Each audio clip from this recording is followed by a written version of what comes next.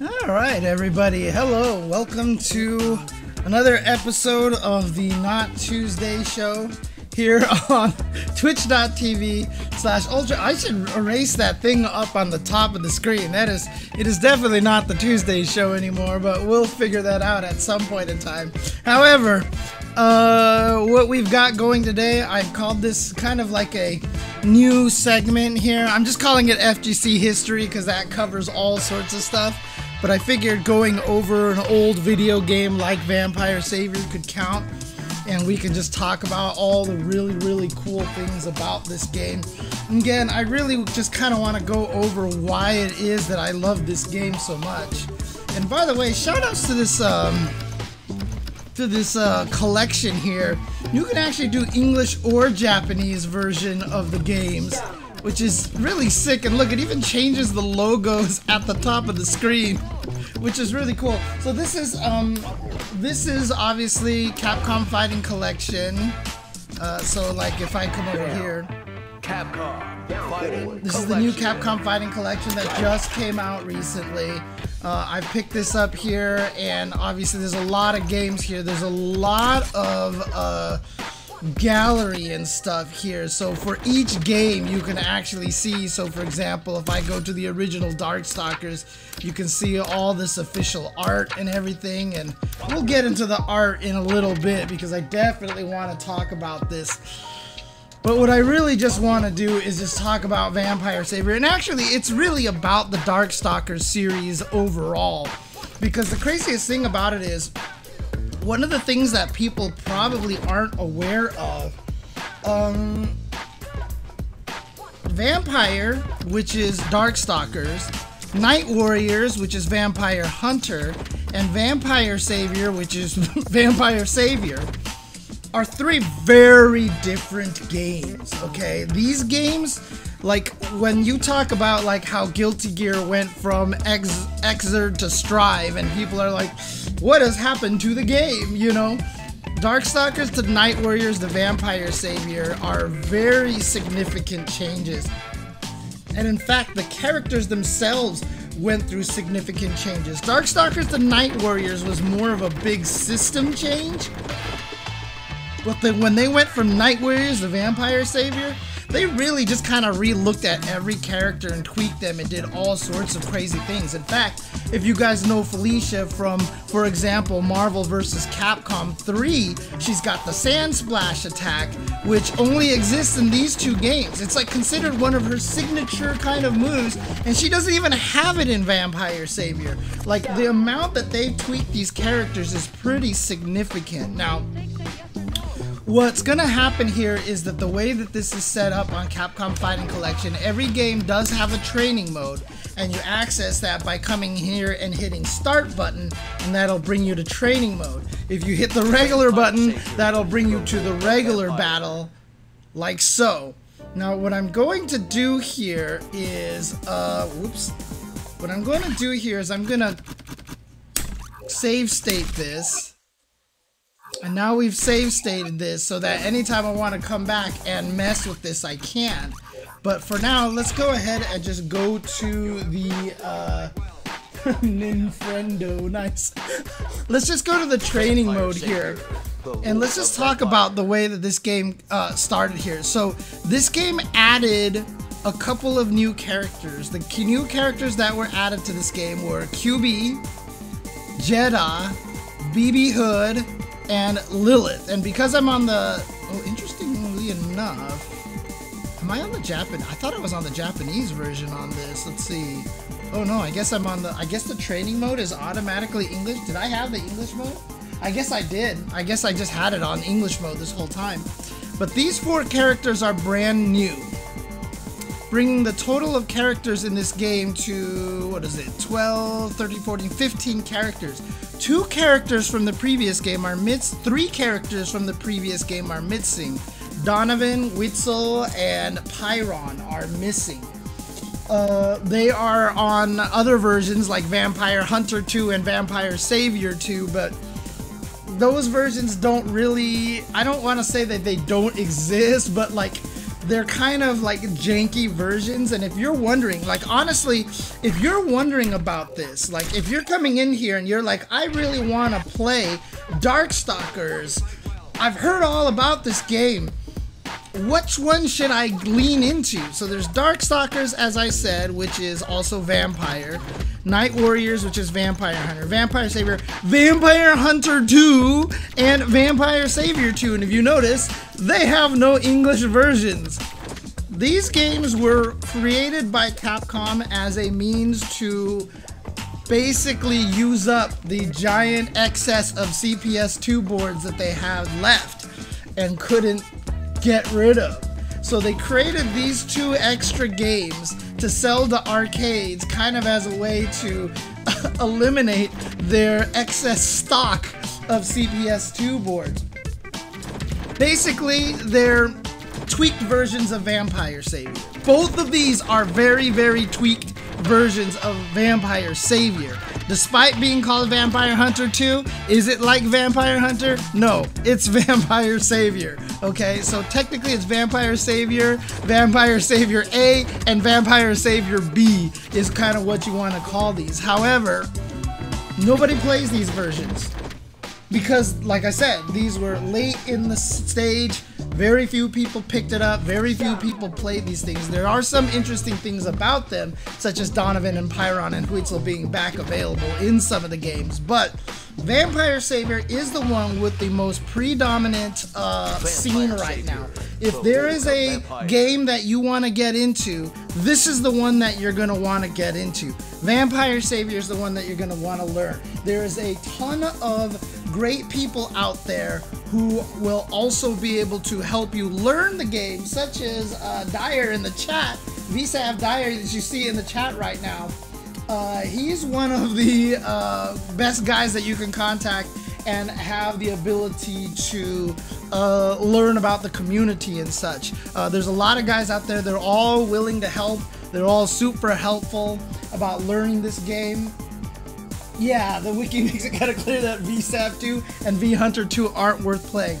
That's basically kind of the way it works. So, if you want to pick up one of the versions of this game, if you pick up Capcom Fighting Collection, Vampire Savior is the one that you're going to want to concentrate on. However, I will warn you right now, and by the way, on your guys' screen, how does it look? Because obviously the display setting right now is set with scan lines. Now, set with scan lines, zoomed in, all that stuff like that, it's probably not going to look good. So if I put display filter to none here, this should look a little clear for you guys over here. I just have it with scan lines on my PC because scan lines is how I've originally seen it, and the scan lines really do enhance the artwork of the game a lot. Like, these sprites were designed with scan lines in mind, you know, so some things without the scan lines are not going to look as clear. But because of the zooming and the scaling applied to this stream and through Twitch, it's probably better looking without the scan lines. So I'm going to leave it without the scan lines for now. Also, I have it on original size over here. I can probably make it a little bit more full screen like this, because again, with all the zooming that's happening already, this is probably going to look better to fill the screen out regardless. So let's just get started with this, what Tap2GG says, okay? Character designs in this game are super stylish. I've often talked about Richmond Lee, aka Art Eater's article about the principles of animation and how Darkstalkers is the premier example of this. And again, I know this is blasphemous to a lot of people to say this, but Vampire, the series, the entire series, it's not just Savior because the sprites are amazing across the whole series. The Vampire, in my opinion, is the pinnacle of 2D fighting game art. Yes, I know CPS3 exists. Yes, I know Third Strike exists. But Third Strike, while extremely beautiful and is probably the premier example of, you know, animating fighters in a sprite-based system, Darkstalkers allowed the creators to go ham. This game allowed the artists to do whatever the hell they wanted, and the amount of creativity and the amount of just wildness, and as we'll go along through this, the amount of love that you see put into this game is just immense. There are so many Easter eggs in this game that I don't even like. The people just making this game, I feel like we're just having way too much goddamn fun while making this game. So yeah, this game, and that's the thing. This is based off of movie monsters, right? So we've got the vampire, and then they just, you know, they chose the succubus because, you know what? You need a hot girl in here, right? And then you've got Frankenstein's monster. But, you know, once you start moving beyond that, you really start getting into some crazy designs, like Anakaris here, who I used to call Anakaris. I still call Anakaris, but everyone keeps telling me that Anakaris is the right way to pronounce it. I have no idea. I'll probably be switching back and forth. This is a mummy. Now, when you guys actually see what this character does, like, this is a mummy? Like, what? And then, like, obviously the Yeti, they just turned him into a big giant puffball. The creature from the Black Lagoon. And if you guys are wondering too, because if you actually look, that's his Japanese name right there, right? So that's the Japanese name right there, is Allback. But when they changed the name to English, whoops, that's not what I wanted to do. Let's back out here. When they changed the names to English, they changed some of the names. And I'm not sure what the impetus was behind changing the names. But some of them are better. For example, John Talbane, I think, is better than Gallon. His real name was Gallon, like literally like a gallon of milk. And I'm not as big of a fan of that. I actually like the English names better. Buletta BB Hood, I can go either way on. Lord Raptor and Zabel Zarak. Zabel Zarak is a cool name. Zabel is just a cool name. Lord Raptor, I think, kind of makes more sense. But when it comes to Riku, what's interesting about this is the original actor who played the creature from the Black Lagoon is actually named Riku, if I'm not mistaken. Like, that's where they got the name from. I'm gonna look this up here. Creature from the Black Lagoon. There was an actor in there, or it was one of the movies. I can't remember which movie he was from. But there is an actor out there with the name, something that sounds like Riku, and that's where they got his name from. Yeah, there you go. Thank you. Shark versus Zombie. Rico Browning. There you go. Thank you. So let me look that up on IMDb. Rico Browning. Yeah. And yeah, he did a lot of work on the creature from the Black Lagoon of some sort. But in any case, that's basically how he came up with that name. But again, as a creature from the Black Lagoon, what they decided to do with him is the craziest thing. Shinko is a Chinese ghost, okay? And it's really interesting because when I was a little kid, whenever we walked anywhere, I used to walk with a bounce. Like, I would leave the ground on my tiptoes so that I would walk with kind of a bounce.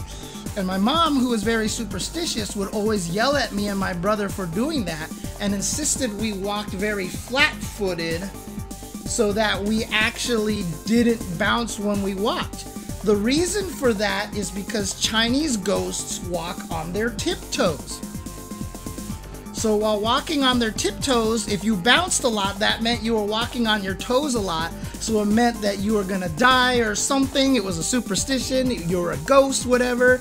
And so when Shinko first dropped in Night Warriors, that's one of the first things I noticed, is that she walks on her tiptoes and hops, right, exactly. And that was just like such a neat detail to me. Bishomon, obviously very much related to Japanese superstition, but Jeddah being the Grim Reaper, dude, this is a Grim Reaper. He is the sickest Grim Reaper in ever. Like, If you wanted like a badass Grim Reaper, this is what you do. This is what you do. This is the Grim Reaper right here. By the way, I forgot to say this at the very start of this. If you're listening to this on Spotify and such, obviously this is going to be a very very visual episode. So I would recommend you jumping to the YouTube. But if you just want to hear me gush about stuff anyways, I'll throw this at the beginning of the video as well. But if you just want to hear me gush about this, you're perfectly welcome to without the visuals and just try to picture it in your head. But yes, this character is really, yeah, he does chop. I'll get into that, Freakmaster, for sure. He's got some of the sickest animations. Yes, he's a Grim Reaper, and that's why his standing heavy kick is just a giant scythe. Now, obviously, we've got Kung Fu Vampire here.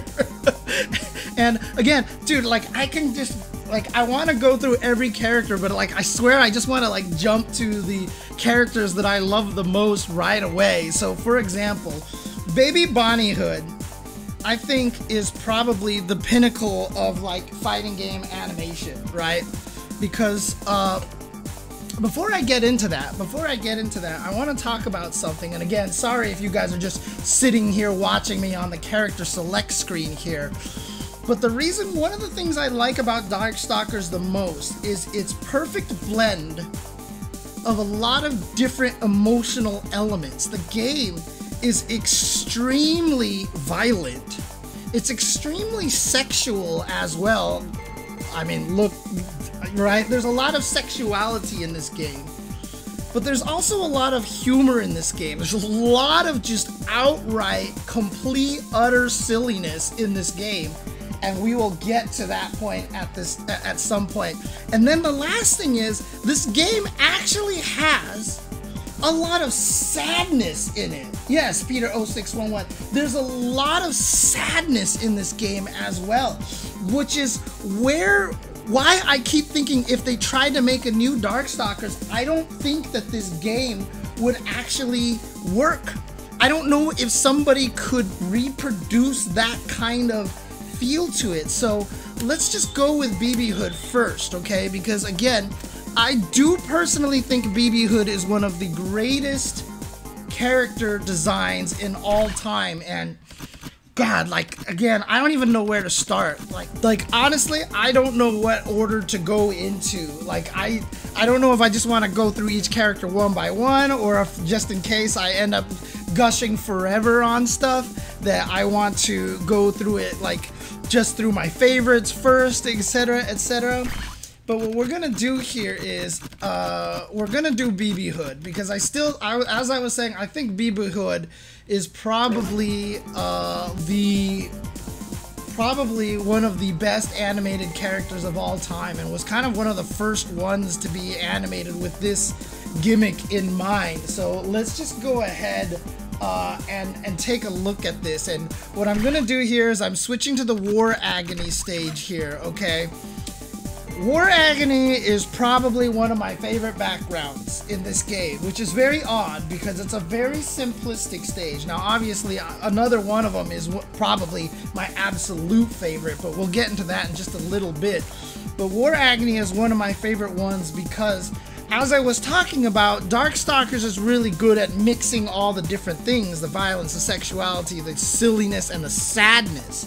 War Agony to me is probably one of the saddest stages. It's the stage for Victor as well as BB Hood, but I think it's more Victor's stage than anything. And when you look at the stage, I mean, I don't know what the actual time period Darkstalkers is supposed to take place in, because it feels very like there's a helicopter in the Terror of Arrogance stage, but clearly the stage looks like it's like an old, like almost Roaring 20s-ish. And War Agony feels like, to me, it takes place like during World War II or something like that. And what we're gonna do here, so I'll just fight again. Actually, you know what? Do I wanna? Yeah, okay, we'll do this first. So, geez, there's so many layers on this. Let me show you something really quick, okay? Let me show you something really quick here before we do anything. I'm gonna pick Lord Raptor, and I'm going to pick Dimitri, okay? Now, watch Lord Raptor when he comes into the screen. Watch Lord Raptor when he comes in to the screen. So, little bouncing dude on the side there who poses with him is Lamalta. That's his little buddy that he uses for the basketball super, which I'll get into a little bit later. It's how he teleports. Lamalta swallows you and then spits you back out wherever you teleport to. Lamalta is very involved in a lot of Lord Raptor's gameplay animations. However, Lord Raptor is also in love with Shenko. So if we look at this, for example, now look at Lord Raptor's intro.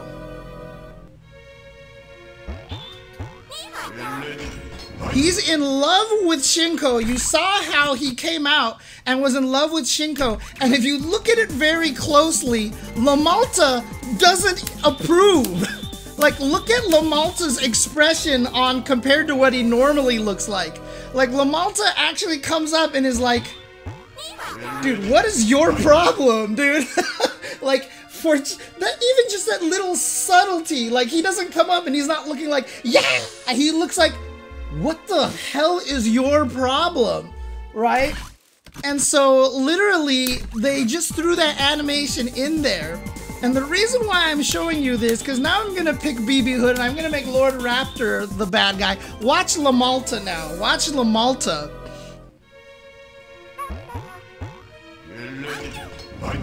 Lamalta is in love with BB Hood. Lamalta is actually in love with BB Hood. So they added that in the third game. Raptor had the heart animation to Shenko in the original game. Whoops. In the original game. In Night Warriors. He got it in Night Warriors. So when BB Hood got added to Vampire Savior, they literally added that animation for Lamalta. And so here you go. Here, and I think if you taunt with Raptor, he will always do this. He will, he will every once in a while throw out one of his other taunts. But as long as Shenko is your enemy here, if you taunt with Raptor, he will do heart eyes and a fishbone through his heart. Not an arrow through his heart, but a fishbone. Oh yeah, by the way, there's a limited amount of taunts in this game. I have run out of taunts. I don't know why they did that, but there is a limited amount of taunts in this game. So back to BB Hood and back to Lord Raptor here. Oops, actually I did this the wrong way. Let me do Lord Raptor here first, and then let me do BB Hood here. So now look at Lamalta again. He's obsessed, and now if I taunt with Lord Raptor...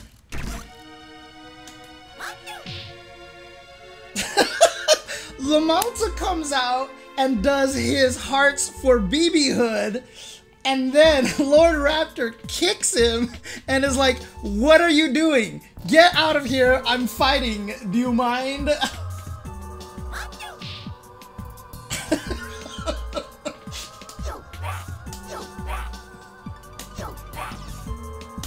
Come on, get back out here, Lamalta. Does it only do, oh there it is. Like, Lord Raptor actually kicks him and was like, no, get the hell back, dude. Like, this is the kind of personality that is in this game, which is one of the reasons why I love this game. And you know, when I say that this game is made with love, this is the kind of thing I'm talking about. They have put so many goofy little, like, subtle things in the game that it's unbelievable. Oh yeah, by the way, her dog is adorable. By the way, her dog is adorable. And what I'm gonna do here is I'm gonna turn off the input display and the attack display, just so you can see more of the game like this, so it's a little bit clear. Now, again, why do I think BB Hood is one of the greatest animated characters in fighting game history? Well, first of all, she's got butterflies following her wherever she goes, okay? These butterflies just follow her, and her dog also follows her. Now, the interesting thing about this is that BB Hood is so innocent. Look at her. She's so happy. She sings songs while she dances forward. Listen. She sings songs. When she backdashes, she runs away and looks terrified. If you crouch with her for a really long time, a flower grows in front of her, and then the butterflies go onto the flower. Like when you crouch, they get her head, the flower shows up, and then they go, That's just her crouching animation. She stares at the floor, a flower comes up. She's so innocent, right? And in fact, she's so, yeah, and she's the only full human, because Donovan is half human, but she's the only full human character in the game. And now, if you start looking at all of her attacks, she's not actually hitting you, she's just doing other things. Her light punch is her reaching for the butterflies. Look how happy she is. Look at her face. Look at how happy she is when she's hitting jab, and she's just reaching for the butterfly, and she happens to hit the person in the face when she does this. That's her light punch out animation here. Now her standing medium punch, she's just swinging her basket around, happens to hit you. Her standing light kick is her sneezing. Oh, I didn't mean to kick you. Oh, her standing medium kick is literally her like turning around and like, hi doggy, hey butterflies, how are you all doing here? Her crouching light punch is her still reaching for butterflies. Her crouching strong is her looking back at her dog again. Her crouching kick, I don't know what she's doing, but she's just, yay, dancing. And then her, again, she's leaning back to say hi to her dog. Her jumping light punch is her reaching out, like, again, etc., etc. And notice that I haven't hit any of her heavy punch and her heavy kick animations, because all of this innocence is an act. And in actuality, BB Hood is probably one of the most evil characters in the game, which is why when you hit something like heavy punch and she throws out an Uzi from her basket and shoots. Now, the subtle detail in all of this is that every time she does a move that betrays her true nature, her eyes turn evil. Every single time. If I hit heavy punch, her eyes turn evil. If I hit heavy kick and she drops a grenade, her eyes turn evil. Not only this, but I want you to notice that her dog has absolutely no idea that she's actually evil, and every time you do an evil move, you scare the crap out of her dog too. Like, this is the kind of subtle animation that they put into this game. Like, every time you do this, and even her dashing slash, like, she has an overhead with dashing medium punch. It is so hard to see this, but what happens when she does this move, she trips and falls, and she pulls out two knives and hits you with this. And it's so hard to see this. Like, you can kind of see it under the menu right there. Let me see if I can actually get it again here. Like, I don't know if I can get this. So she looks kind of perturbed there. But her eyes turn evil when she gets up. Her eyes actually turn evil when she gets up. So in other words, when she falls down like this, she looks all innocent, and for like 2 entire frames, her face turns evil because sure enough, she busted out the knives. Like, it's so hard. Well, also the problem is I have that thing on the ground over there. Yep, there you go. Now you can see it. You can barely see it in between the return to trading mode and the menu over there. You can actually see how her eyes, and she has the little happy teeth. And it looks like that Cone has put the sprite in the chat. So, oh dang, okay, it's just all the sprites here. Jesus. But yeah, if you look towards the bottom of that sheet over there, you will see that she definitely gets angry looking with her eyes. in the just for like 2 frames. And then of course she has this move here where she hits you with a knee. She's got a knee attack, and what she's doing is running away from a tiny little mole at the bottom. So you can see her going, oh my god, mole! She's hopping away from the mole and hitting you. And that, yeah, and then when she does her sonic booms, which is her missiles, you can see she gets evil face as well. When she does all of her supers, like her hunting buddies, she gets really evil. And it's so funny too, because she has one of the coolest, like she's like, would you like an apple? And then when it misses, do you see that? Like she snaps like, rats, I missed, and she gets evil face. You can even hear the snap afterwards, the and if you actually give it to them, the guy, like, this is her super throw. Now, the super throw is not very useful because her regular throw is just better. But this is her super throw. She gives you an apple and then you blow up. Like, the other guy grabs the apple and looks at it like, what the heck? And there's a little fuse on it, and BB Hood hides. And you even see the dog freak out too. Like, again, like, the amount of details in this game is ridiculous. How do I do the regular command grab? Is it, there we go. Where she just sends you over the rainbow.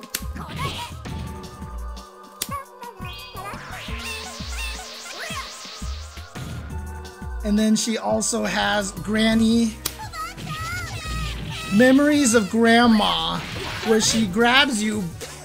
You see Grandma literally at the top of the screen over there for a second, and then she hits you, stabs you a bunch of times, throws you down, blows you up in a giant geyser of water, gets evil face, and claps her hands, and then she's back to normal. Again, you know, we've gotten other characters that are like this in the past, right? Like, I mean, in the future, after this game, we have Phoenix Wright who hits you by accident and stuff. But the thing that makes BB Hood special about that is that her accidents are fake accidents. Like that, there's the fact that she's evil and that she's pretending to not hit you while hitting you, but is actually like trying to hit you, is what makes this really, really cool. Oh, you're right. Thank you, thank you. And then there's Sako, which I don't even know how he does this. Like, if you actually watch Sako do combos with her, like he just does like the most ridiculous kind of things. Like, dude, did you fight him, Tong? Did you actually fight him? What's the lore on the dog, Hoodventure Time? What is the lore on the dog? Dude, like, the things that he does with this character are ridiculous. And in fact, there was one point in time in which Sako was the only human on the planet that could do the Sako combo. Like, literally the only person who could do the infinite combo, which basically involves doing... Let me see. What does he do? There it is, right there. So light punch, so jab, short, forward, fierce. And then the problem is, if you're too close, it doesn't work. See how the medium kick misses sometimes? But if you're far away enough, then it always works. So after you land from that, Sako will like jab, jab, jab, and then get this jab here, link another dashing jab, and then link this off of it. Or is it close jab that he does this with? I don't even know exactly how it works, dude. It's like crazy, dude. It's like ridiculous. And dude, like Sako is the most... Like, I don't even know how he does that. How does... I can't even get that link at all, dude. Whatever the case is, Sako does it, and it is the most ridiculous thing. And he literally was the only person who could do it. And keep in mind, this was before training mode. This was before frame data, anything. Sako just figured this out while playing, which I don't understand.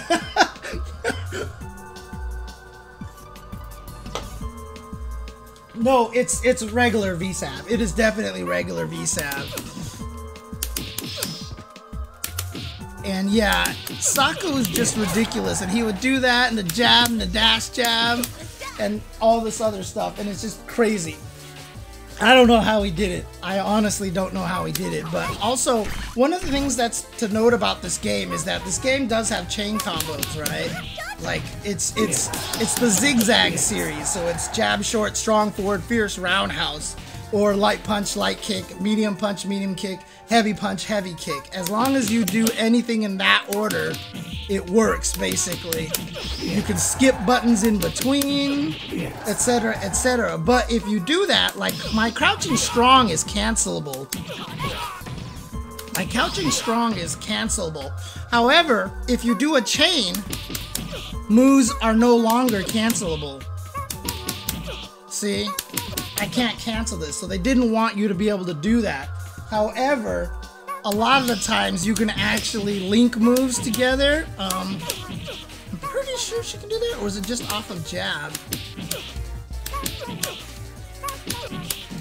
could have swore you could do low strong, low strong.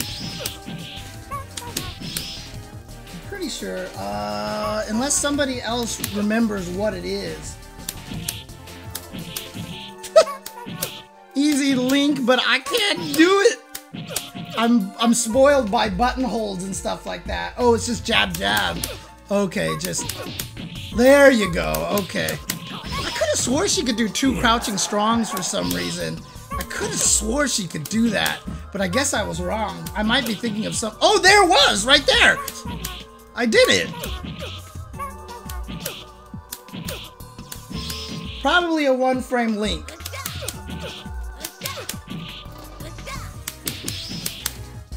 There you go. Oh man. And anyways, you can link combos and stuff like that. And you would see guys like Sako do this consistently every single time. But I haven't had a chance to really talk about the stage here. Oh yeah, and by the way, her kick throw, was it kick throw or is it just a punch? Yeah, she literally just slices your neck, basically. She just straight up, she straight up Rambos you, dude. She straight up Rambos you. But one of the things I want to talk about is this stage.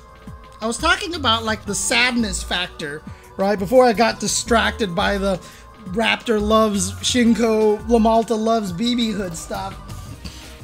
I kind of wanted to talk about, you know, the sadness of the stage. I was saying I wasn't sure what time frame the game takes place, and it does feel like it takes place across a lot of time. This feels like some sort of World War II stage, and this is the stage, like I said, that Victor is in.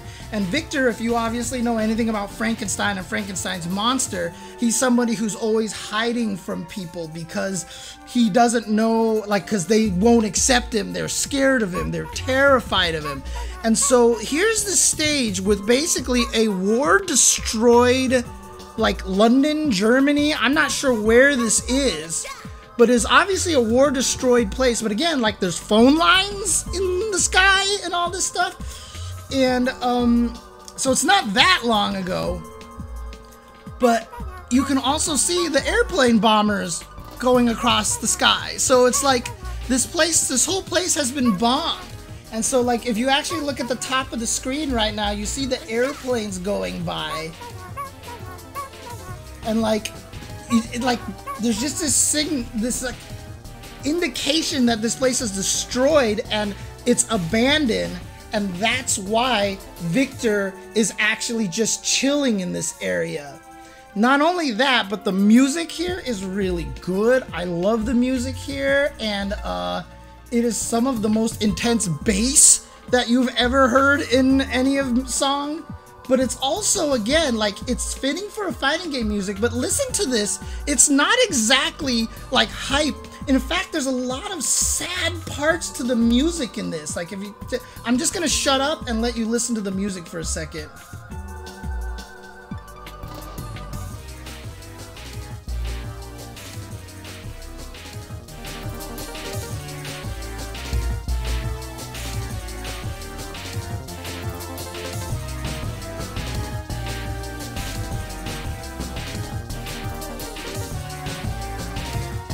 This part right here kicks in.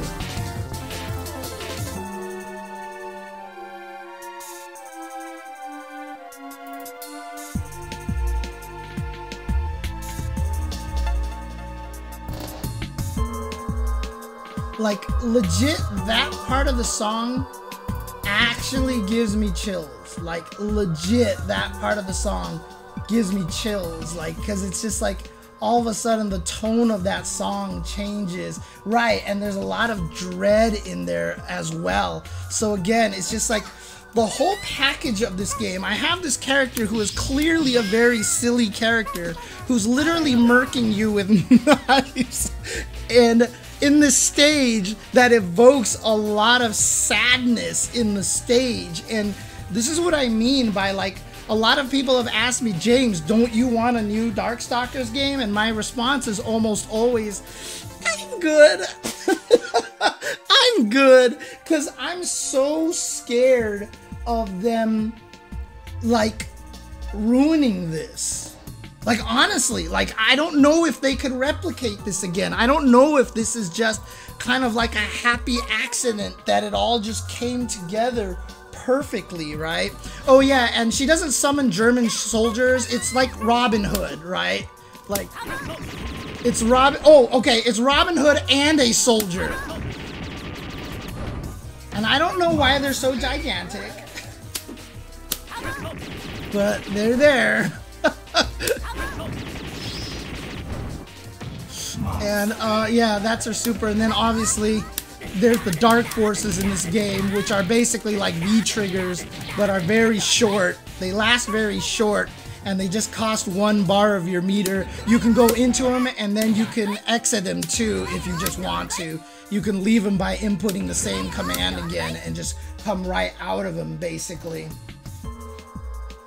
I guess she's from Germany? I don't remember if this game has the location that they're from, but I wouldn't be surprised if that was the case, Wingless. That's a Dutch huntsman and a German soldier. Yeah, I think she is American because her wind poses also, like, she wants to become a star. Like, her whim poses, she has a butler that, like, comes out and, like, or, like, some agent who comes out and hands her scripts. She gets, like, scripts and stuff like that. So let me see if this works here. Do I have this? So if I do load quick save. Yes, okay, perfect. So let's say let's see if I can get the wind poses. Now again, it's hard to get the wind poses that you want, but there are some special wind poses in this game, so.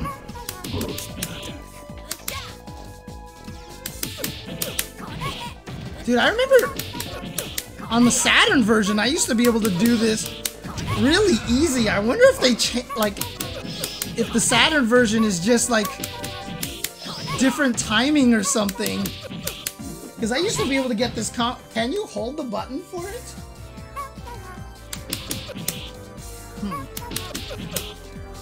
I can't seem to do it for some reason, but let's just take out Dimitri here and see what wind pose I get. Nope, she just got happy wind pose right there.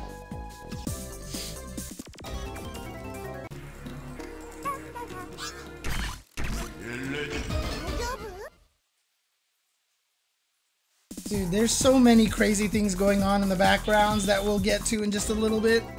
Let's see if I can try to kill him again. Dude, the painting. Check out the painting in the background over here.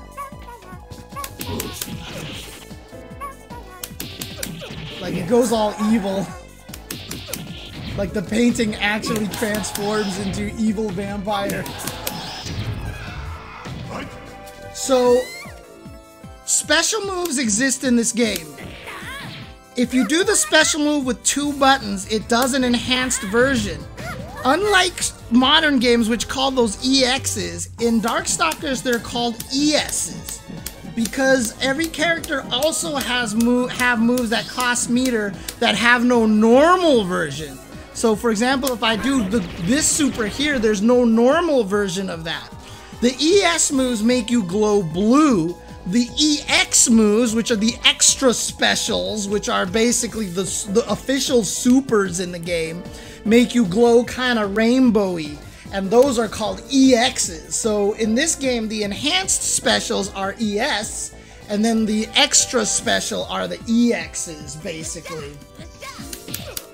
I've heard some people say that the connection seems to be working pretty good.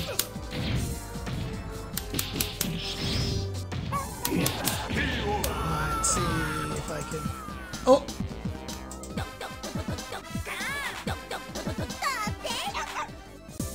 The dog even joins in the music. So, yeah, some of her endings have the microphone come down because she just wants to become a star. She just wants to become a star and sing music. So that's her true dream. That's her true dream. Oh, while I'm here, by the way, I might as well show you this as well.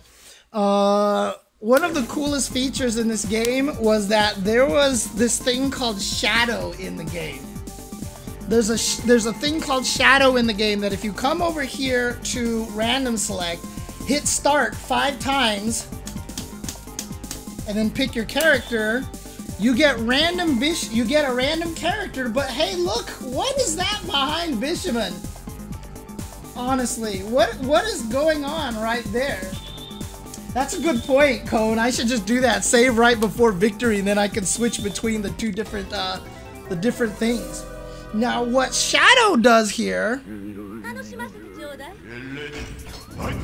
what's going on? Okay, everything's all normal. Alright, let me just kill people with Bishomon because Bishomon is gross. Bishomon is really damaging, and he has some of the best chain combos in the game.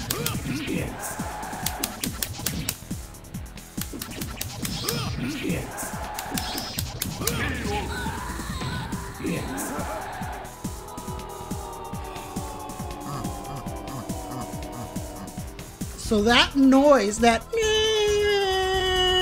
noise in your win quote is nothing, and suddenly I'm Morrigan. Now I'm playing Morrigan.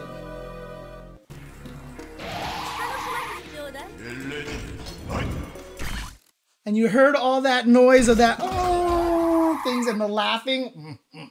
Marionette is not in the arcade version, if I'm not mistaken. I think Marionette is only in the home versions, if I'm not mistaken. Somebody can correct me on that. And since these are arcade versions, I don't think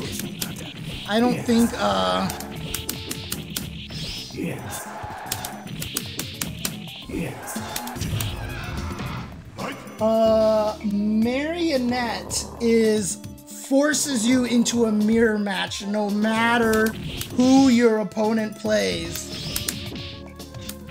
Whoever your opponent is, that's who you're playing against. That's who you are, I should say. Now watch, here we go again.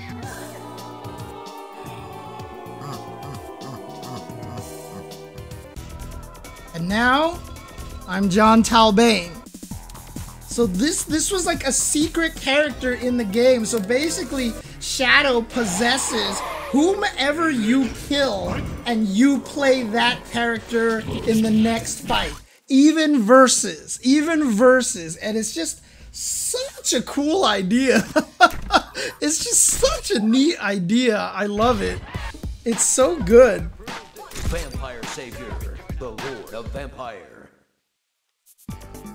Alright, I gotta do Anakaris here because there's so many weird... he's got so many weird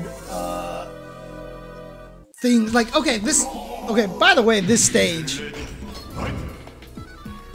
like, it's like, looks so just like plain or whatever, but like, what is up with that red moon, dude? What is up with that moon? I have no idea. There you go. I will do the taunt. I will show you guys the taunt in just a second. But again, he's a mummy. So what did they decide to do with the mummy? I mean, it makes sense that the mummy stretches a little bit, right? But they just took it to another level. Like when he jumps, like you notice how he just kind of like pulls his leg into his body, and then all of a sudden his base becomes a giant eyeball. That's it. That's it. It's just a giant eyeball there. And then if I hit kicks, his feet come from the ground. This is light kick, this is medium kick, and this is heavy kick. And sure enough, like, I'm pretty sure I should be able to chain this still, right? Oh, maybe not. Maybe I can't chain this. I could have swore you still could chain this, but I guess you can't. Okay, you can't do that one.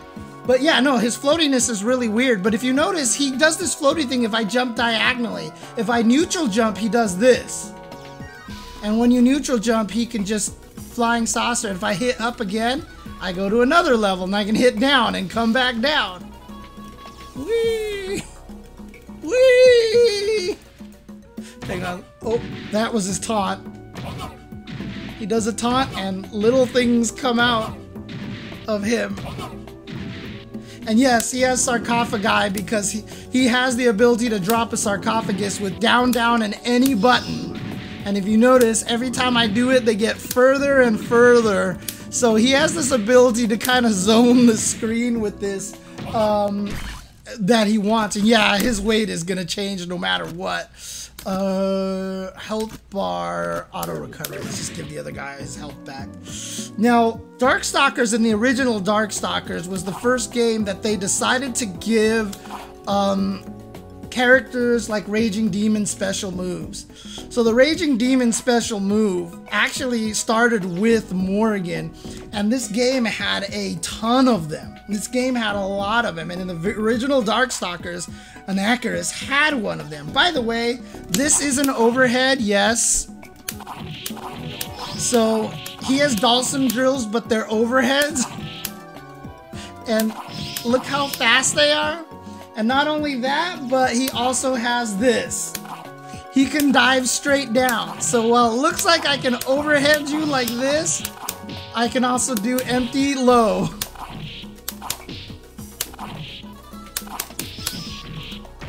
Not only that, he has an overhead which you can chain into and out of. So even if your opponent blocks your overhead, you can do throw in an overhead in the middle of that as well. So the crazy thing about Anakaris though is that he doesn't have a regular throw. He literally has no throw. He's also got no guard reversal, which is like an alpha counter basically. And he has no push block, which a lot of characters have, because he's designed to be kind of like the annoying keep away character. Because I have moves that reach basically across the screen. I have the ability to curse you, and depending on which bad guy you are, the curse is different every single time. So some curses are on the ground, some curse things are flying, etc. But every character has their own icon. So you turn into a little Egyptian tablet if you happen to curse Anakaris. And then of course this is my throw. I've got a command throw which just reaches different distances and can grab people. But if I'm not mistaken, if the opponent is crouching, you can't grab them. So it doesn't grab crouchers. However, he has the ES one, which will grab anybody basically. So you can do like this as a tick throw basically. So, yeah, seems kind of strong. He's got instant overheads. He's also got like crazy combos too, like Sako combos. If you chase him down into the corner as well. And you see the eyeball coming out of the another Anakaris on the shoulder? Look at the little eyeball showing up over there. Ew. Let me change him back to human. He can also, if you chase him to the corner, because he has no throws and all this stuff, he can also teleport to the other side and just get out of there. He's just out of here. He just leaves to the other side of the screen because he's like, oh, no, you're not going to trap me in the corner. You're not going to trap me in the corner. I'm out of here. And then he leaves the screen like this, and then he can just float like this. He can triple jump, by the way. So you have no idea when this is coming or when he's gonna do stuff like this. He's got amazing anti-airs in these buttons here. Like this is practically a DP. It like low profiles everything and it knocks down, which gives him a pursuit here. But in this case, it's not gonna hit because Anakaris gets up too fast. And yeah, that's why he doesn't have push block. That's why his guard reversal is only an EX, or an ES, I guess you can call it. And it's not very good. He's minus on hit off of his guard reversal. The interesting thing is, like, all the stuff that I've showed you about Anakaris right now, like, oh my god, this kind of pressure that he can do, like, look at this. Like, it's... like, he could just do all sorts of crazy things. Like, this is actually one of the characters I like to play, just because I like dropping coffins, like, on people here, and, like, they try to dash forward, so I choose to do the closed coffin, and they dash into it, so he turtles and everything, all the stuff like this. This is, like, the worst character in the game. Anakaris is literally, maybe it's him or Victor. These two are, like, the worst characters in the game. And yet Mighty Mar can still win tournaments with this character. So this is an indication to you of what this game is like. And how absolutely wacky and crazy this game is. Anakaris has a lot of little things. So like I said, he's got a button tap super, which is medium kick, light punch, down, light kick, medium punch. I'm sorry, medium kick, light punch, down, light kick, medium punch. And if he hits you with it, he just curses you. I just got the completely random upside down coffin, which doesn't happen very often, but it just happens once in a while, and the first time I did it, I just happened to get the up...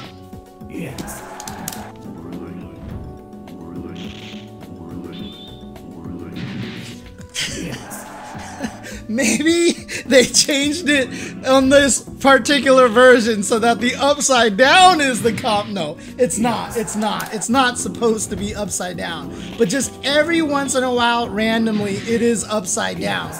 Now, in Vampire Savior, they decided to give him 3 levels of this super. So now I can do roundhouse, strong, down, medium kick, heavy punch. Dude, I just blended all the things, which cost 2 meters. And he just does all crazy things to you, including turns you into your cursed state, and then smashes you. And then he's got roundhouse, strong, short, down, jab, forward, fierce. So, all the buttons here. And you see that weird figure that you're being turned into? That's actually the Dimitri Midnight Bliss icon. So depending on your character, you just get turned into the Dimitri Midnight Bliss icon in that situation. And so yes, that's Lady Anakaris right there. Now, there's a lot of funny things with that as well. I'll get into a little bit, but I want to talk about his taunt a little bit here. If I'm not mistaken, it's hold 3 punches and hit taunt.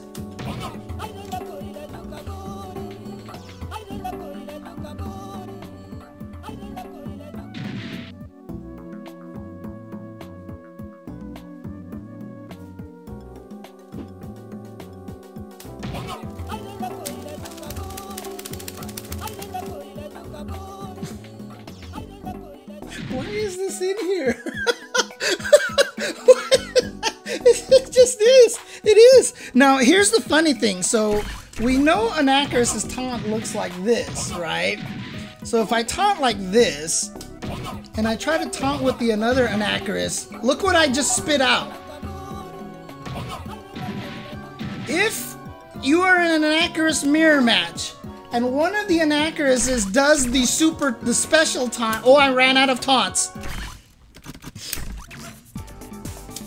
If one of the Anakarises activates special taunt, and then the Anakaris tries the taunt, he will react by throwing out that thing, which he does never, ever does at all. Like, so if I do this again, and now I taunt with you, he throws this guy out.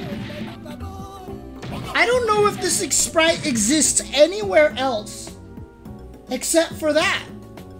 That might be the only place that that sprite even exists at all. And if I do the special taunt, which button is punch? This one is punch, okay. And I try to do the special taunt with this Anakaris, he just dances. Until the other guy finishes. He will just dance until the other guy finishes. He joins in the taunt, and he can't do anything either. He just dances with it.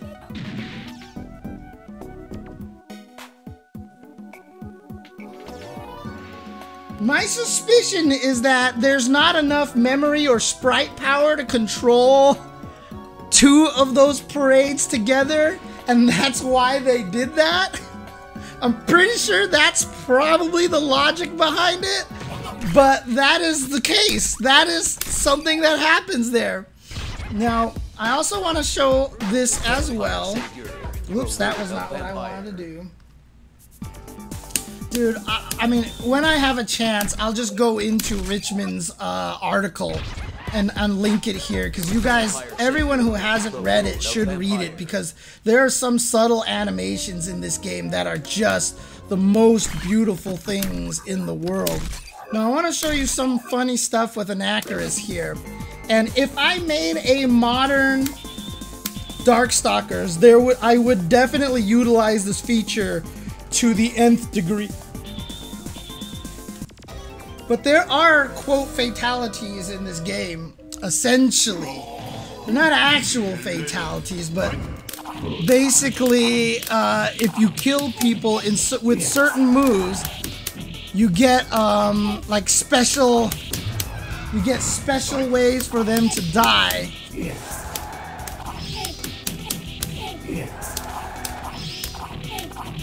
So, for example, oh, and Sasquatch is going to get all of his life back, so let me kill him here. Let's drain more of his life. If I happen to kill him with the curse super that I showed you guys earlier, with the coffin that comes down and smashes people, if I manage to kill him with this, the coffin doesn't go back up.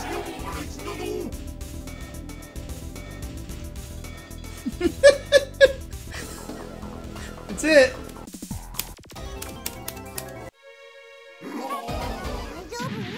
And his eyes start to bleed. Whoa! What the hell was that?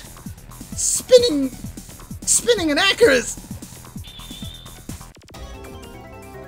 Yeah, a couple of characters have finishers that will split you in half, and you're dead permanently that way.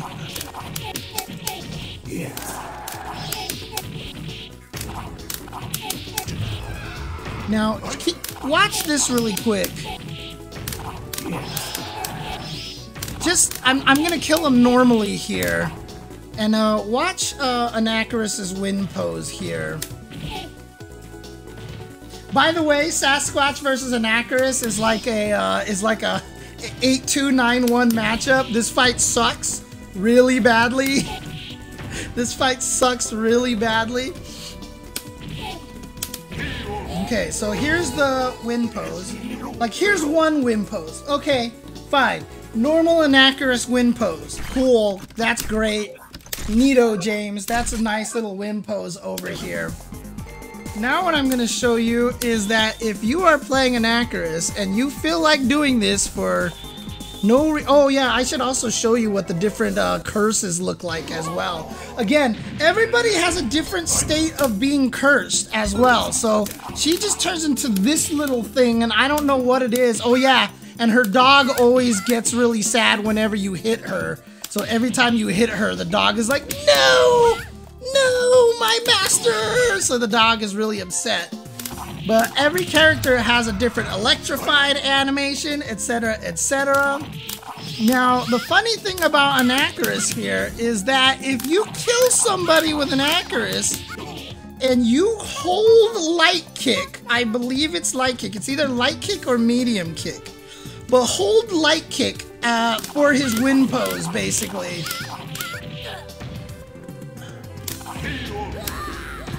Now he does this thing where I'm controlling the little guy at the bottom of the screen and I'm trying to catch coins.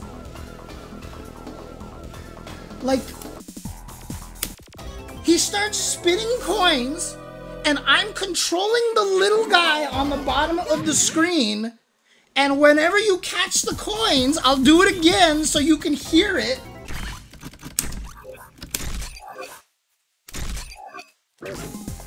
And then I'll also make sure that I pick someone else with a flying transformation. So let's, for example, get Jeddah here.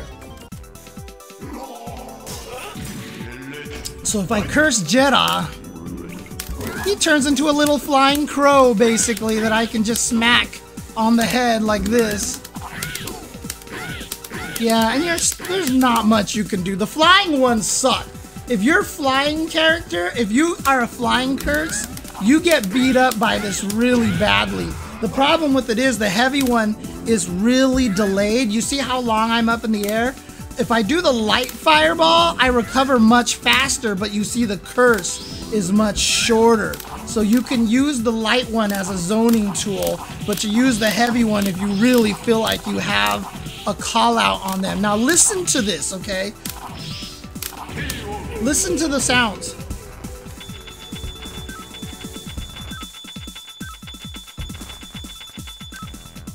Can you hear it? Can you hear the little diddle, diddle, diddle? That's every time I catch a coin. The game literally gives you a sound effect for catching coins. Like, he literally just has this win pose for no reason. I mean, the win pose will come out randomly every once in a while, and I think you can still control it, but if you hold light kick, it does it every single time. It does it every single time. And it's crazy. Again, there's like, this is what I mean by the love in this game, right? So for example, what else can I do here? Who else has some crazy stuff? So for example, I mean, obviously, Dimitri has one of the most famous supers in the game, right? The Midnight Pleasure. So he has two command grabs. He has the upside down uppercut where he tries to present you a rose, which is down, forward, down, forward. It's literally an upside down uppercut. And it costs 1 meter to do, and if he grabs you, he turns you into a girl and then shrivels you to death. So this is like one of his most famous things, and in fact, if you are a collector of Vampire Savior merch and figures, you cannot find figures of any of these characters that were made in Japan at all, except for Thousand Morgans, Felicias, and Liliths, and Shinkos. The only figures you can find of most of the dudes are gachas of their Midnight Pleasure version.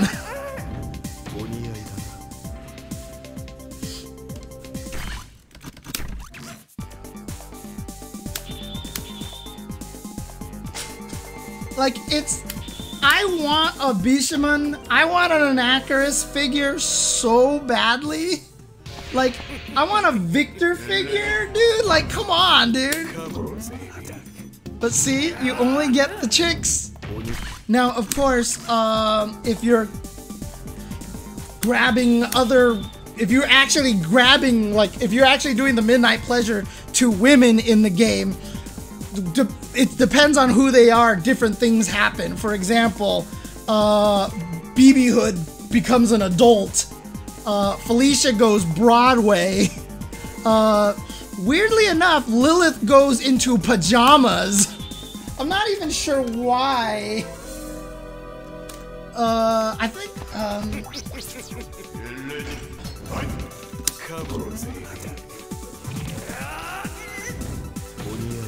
yeah, I don't know what the reason for that is. But again, every single one of these characters has a different sprite for just this super that they added into Anakaris' super, but previous to that, this is the only place these sprites existed.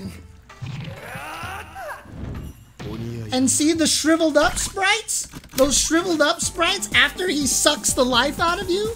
Those sprites don't exist literally anywhere else in the game. It's only for that super. It's only for that super. Yeah, Felicia's is one of the famous ones. If you've ever seen them draw Felicia in like a really nice dress, it's because of the Midnight Pleasure. Because she goes into like, there you go, like Jessica Rabbit version of Felicia. Oh, they did it in SVC Chaos. That's right. That's right. But yeah, that, and then of course he also has, what is it? Jab, strong, forward, medium kick, medium kick? There it is, yep. Which is the level 2 grab super, which is really fast. And keep in mind, so if you've seen Seth and that V skill where he has Mad Cradle and Mad Drill and Mad Upper, well actually it's just Mad Cradle. It's Dimitri. They gave him Dimitri's move. So DP goes straight up, but if you do the dashing version, he goes diagonal. And then you can also do the bat drill. He has the ES bat drill.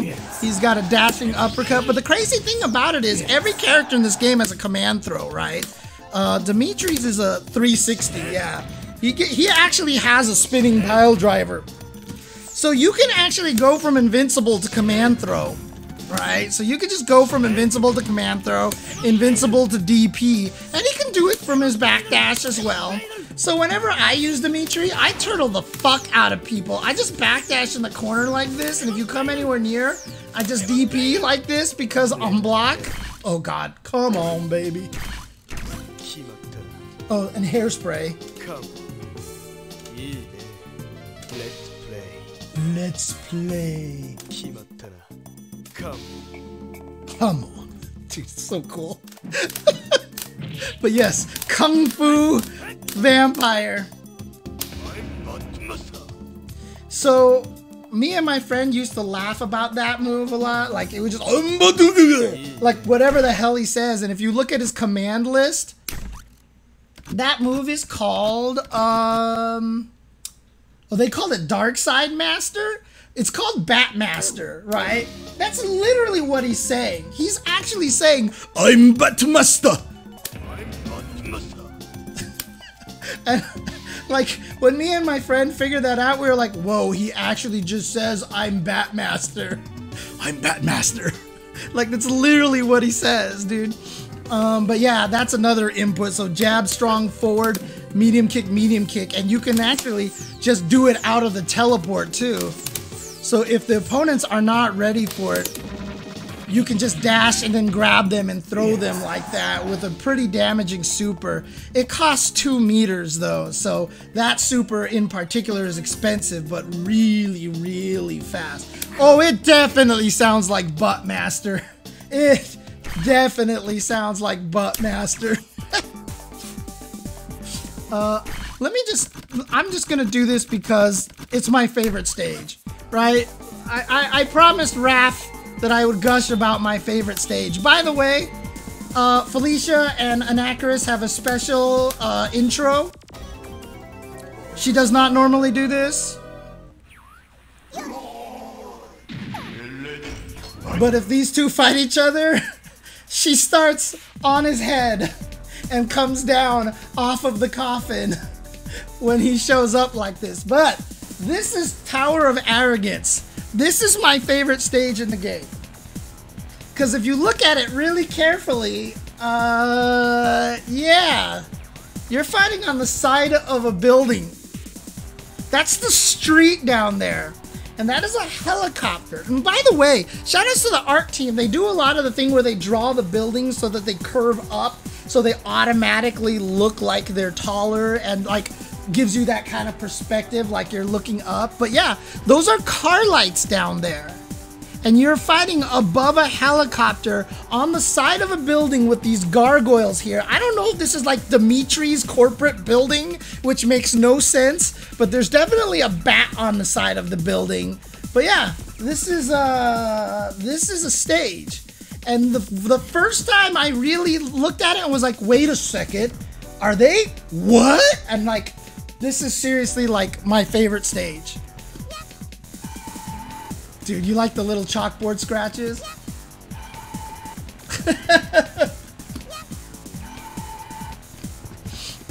So, here's Felicia's taunt. Right? That's her taunt.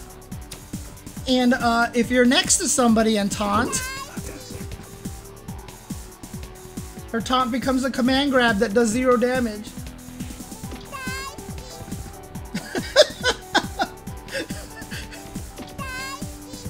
She just has a taunt that grabs them for no reason, and the other guy is stuck. Like you're actually grabbed, and you have to deal with the entire taunt.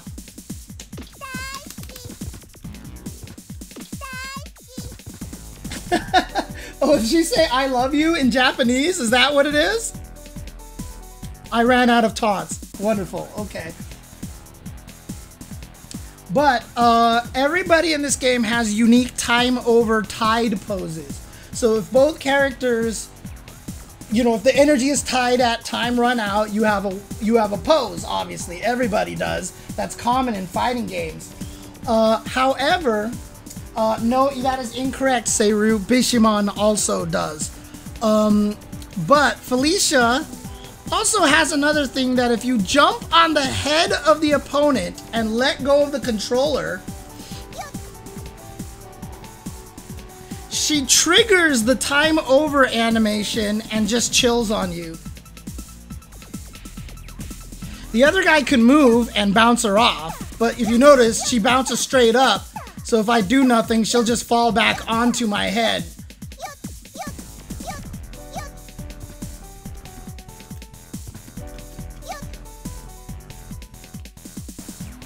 And yes, she does this to every character. So one of the best time over poses is Dimitri's. I believe this will work. Let's check this out. Yeah, so you can't see it, but you see the little white things that are popping up behind Felicia? Those are question marks. This is Dimitri's tied win pose. He stands there like this and a bunch of question marks appear over his head. And he's just like, huh, this is very odd. But yeah, just chills there, and like I said, you can...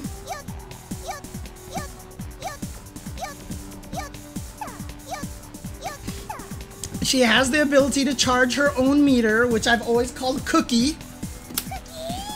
For obvious reasons. And as long as I hold the buttons, I can just keep charging it. But yeah, she has no Sand Splash in this version. She has no Sand Splash. Instead, they gave her Neko Punch. She's never had Neko Punch in any of the other Darkstalkers games. This is brand new to this game. She's never had it. In fact, if I show you the original Darkstalkers, there is some craziness going on in that game, dude. Like, one of these days I'll sit down on the original Darkstalkers and I'll show you some of the crazy shit that happens in this game. But again, dude, I swear I can go through this forever. Let's go to Abaraya here, because what I'll show you now is Bishomon. And Bishomon has some weird stuff going on here. Most notably, this is not how it used to work. This is changed in this version, but he has the ability to catch you with this curse, and if he does, he can just impale you and cut you in half. Like you actually have follow-ups. If I hit you with this curse, I can pull you back at me like Scorpion, input a DP and DP you like that, or I can just run you through like so. Some people will even do this and pull you and let you fall so that you have to get up next to him, right? And this is how Bishomon works. However, this was not how it worked before. This used to be a sword toss. He used to toss his sword at you, but it was so busted. In fact, you know what? I'm just gonna show you how busted this move was in Night Warriors. Bishomon is outright broken in this game. Needless to say, he was my main character. Bishomon is dumb in this game. Like dumb in this game. So the way that his sword toss worked is that he would toss the sword, and now I get to do all those options I mentioned before, right? So if I hit you with the sword, I can pull you back, I can uppercut you. If I hit you with this, I can run you through. His air curse, I don't think he had it. Oh, there it is. Yeah, his air curse was just something different. If he hits you with the air curse, God, why can't I do the air curse? What the hell was the air curse input? Oh, it was DP. Like, dude, like his dashing attack? Gosh. Dude, I cannot get it. Like, that's supposed to be a combo, but I'm messing it up, I think. Like, you're supposed to just be able to link that into crouching medium punch, and it's really, really broken. But the thing that makes Bishomon really broken in this game here is that, well, there's a couple things. There's a couple things. First of all, he has this as an EX, which is a fist that punches you. But if he's close enough to you, he grabs you, and you can mash this and kill people.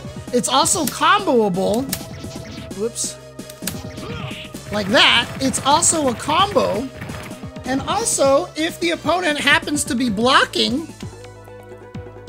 how am I going to do this? Let's see. I'm going to have to figure out how to hold block while I do this at the same time. It throws you. It's a throw. It's a throw. And not only that, if I cancel into it and you're blocking, it still grabs you. This move was inescapable. There's nothing you can do. If you got hit, it would grab you. If you blocked, it would grab you. Like, what?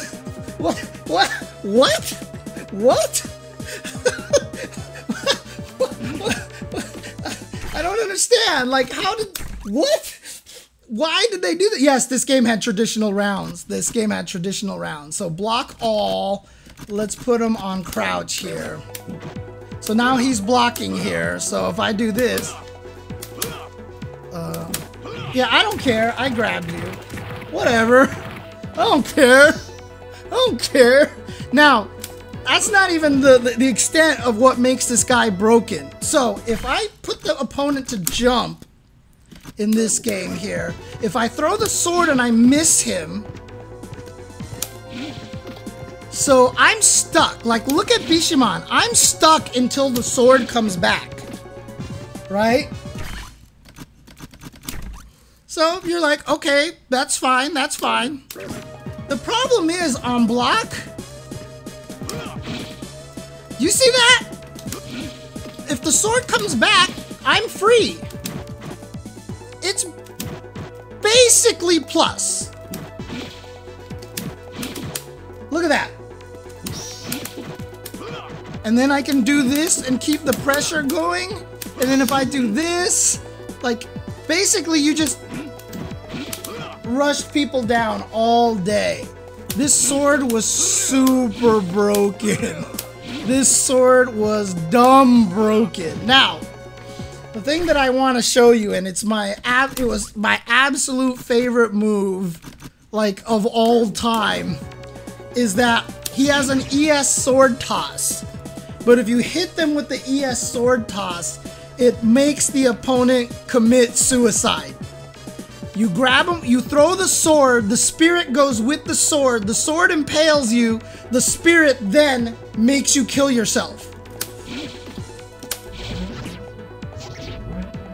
So there you saw him, he takes the sword and he commits seppuku.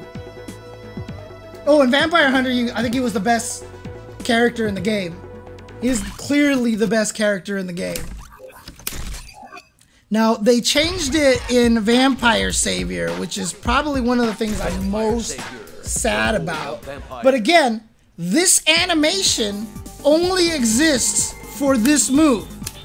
This animation literally does not exist anywhere else in the game except for this obscure Bishomon move. The way you do it in this one is you hit him with the curse and do an ES follow-up. And there you go.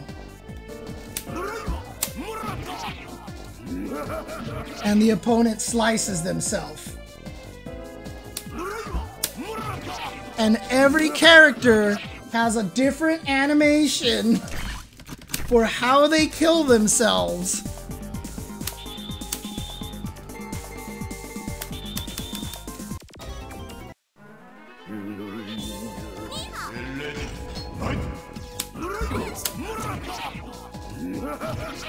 Very straightforward. And it's crazy, right? So let me ask you this question. How would a character with no stomach kill themselves? How would a character with no stomach kill themselves? And this is what I mean by some of the grotesqueness in this game.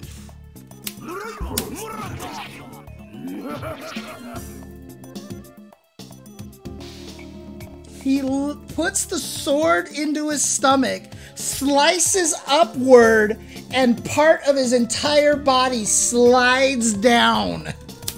It's gruesome.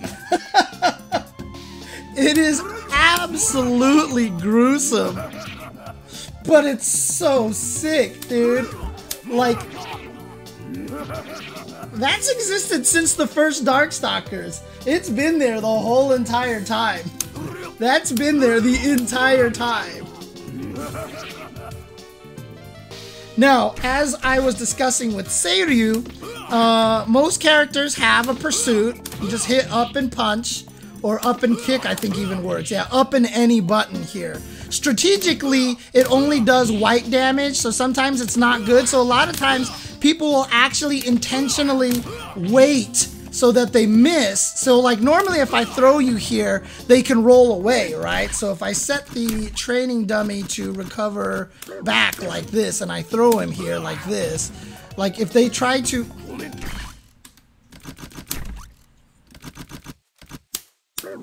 If I throw you like this, they can try... Oh, that counts as back? What? Good job, because they're facing the other direction, that's why. So if I throw you like this, and then you can try to run away from me, right? So some people will actually just, like, wait a little bit and purposely miss with the pursuit. And now I can chase you. Like that. Like, that's actually a strategy that gets developed for certain characters, because especially Bishomon's pursuit is so fast, he can actually keep up with you like that to attack you. Now, Bishomon also has a second pursuit. So let's just do this normal like this. So in other words, if I sweep you like this, I can pursue you normally. Boink, like this. Let me just turn off auto here. But he also has down, down, and 3 punches. He has a special move that's down, down, and 3 punches. I said pursuits only do white life damage. This is the exception. This EX slicey move right here actually splits you in half and will do actual damage.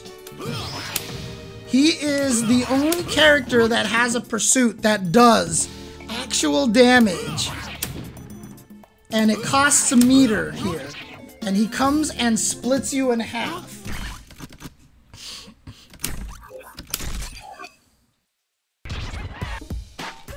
Vampire Savior, the Lord of You don't think that's all they're gonna do with that move, right?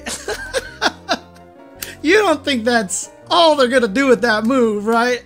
They've gotta do something else crazy with this move.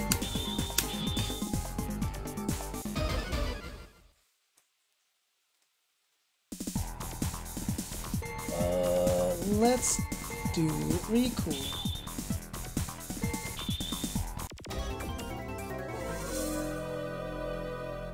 Let's see how fast I can kill Riku. Oh, I love this stage. The music.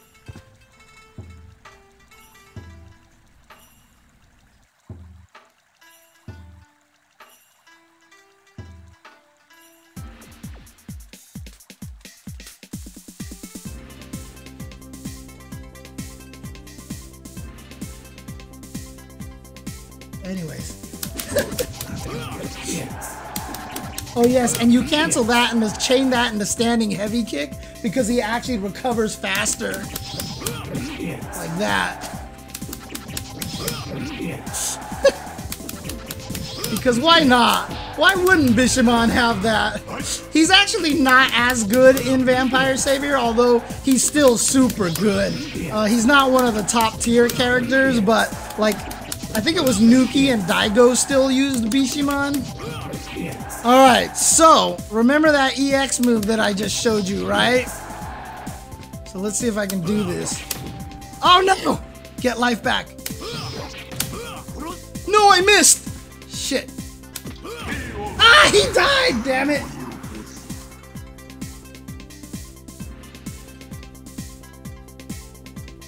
That throw did a lot of damage, by the way. I wasn't expecting that throw to do a lot of that much damage.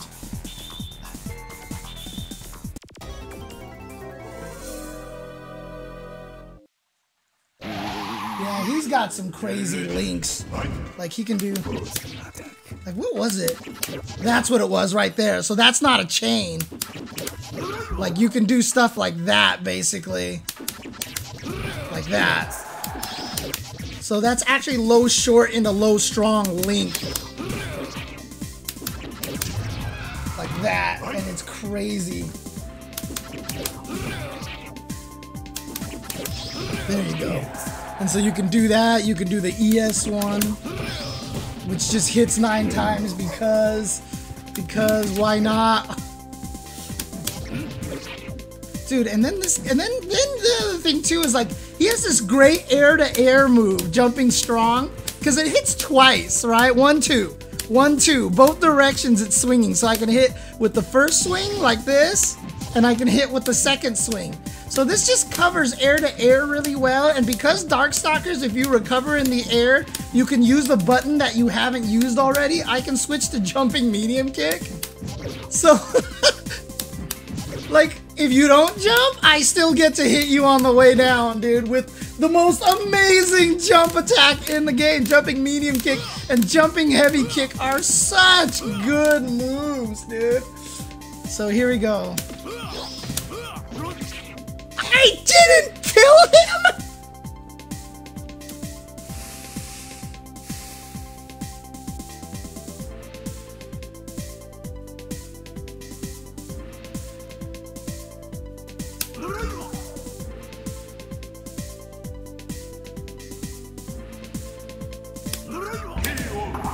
I'm so mad. I'm so mad I didn't kill him. Actually, I should use the save state. Oh no! I accidentally picked that! Crap! I should use the save state here.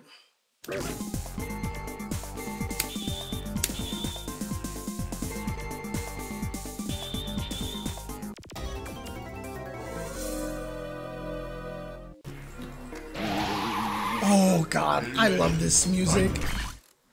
God, I'm gonna say that about everything, I swear. All of Rico's music is good. Like, ever since the beginning, his music has been like some of the best. Bishomon is... This is my true main.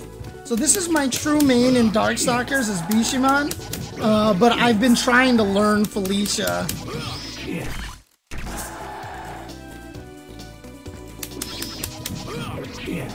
Because she was my first main.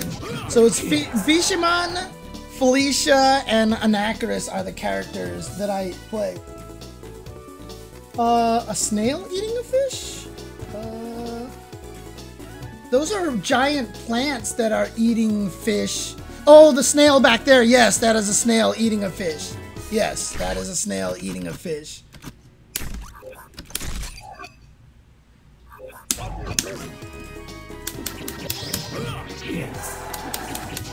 And I believe this is the easiest way to do it.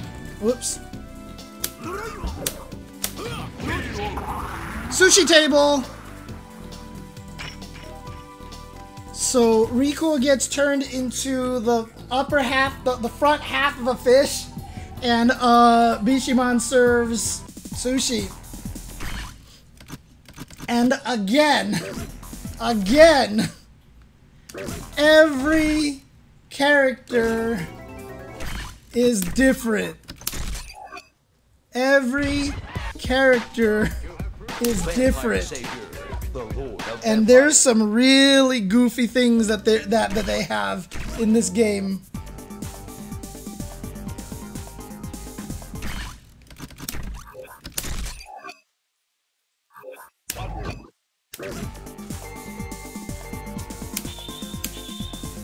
What are like some of the sillier ones that are in this game?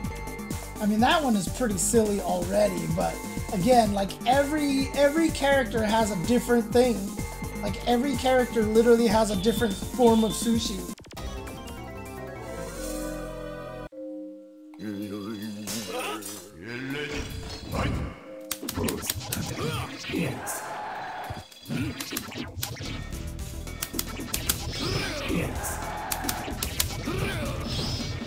Ah, let's see the damage on that! Holy shit, that was ridiculous.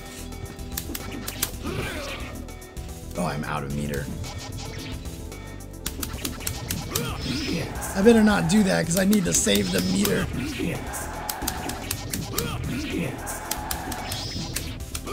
Oh shit! Almost killed me.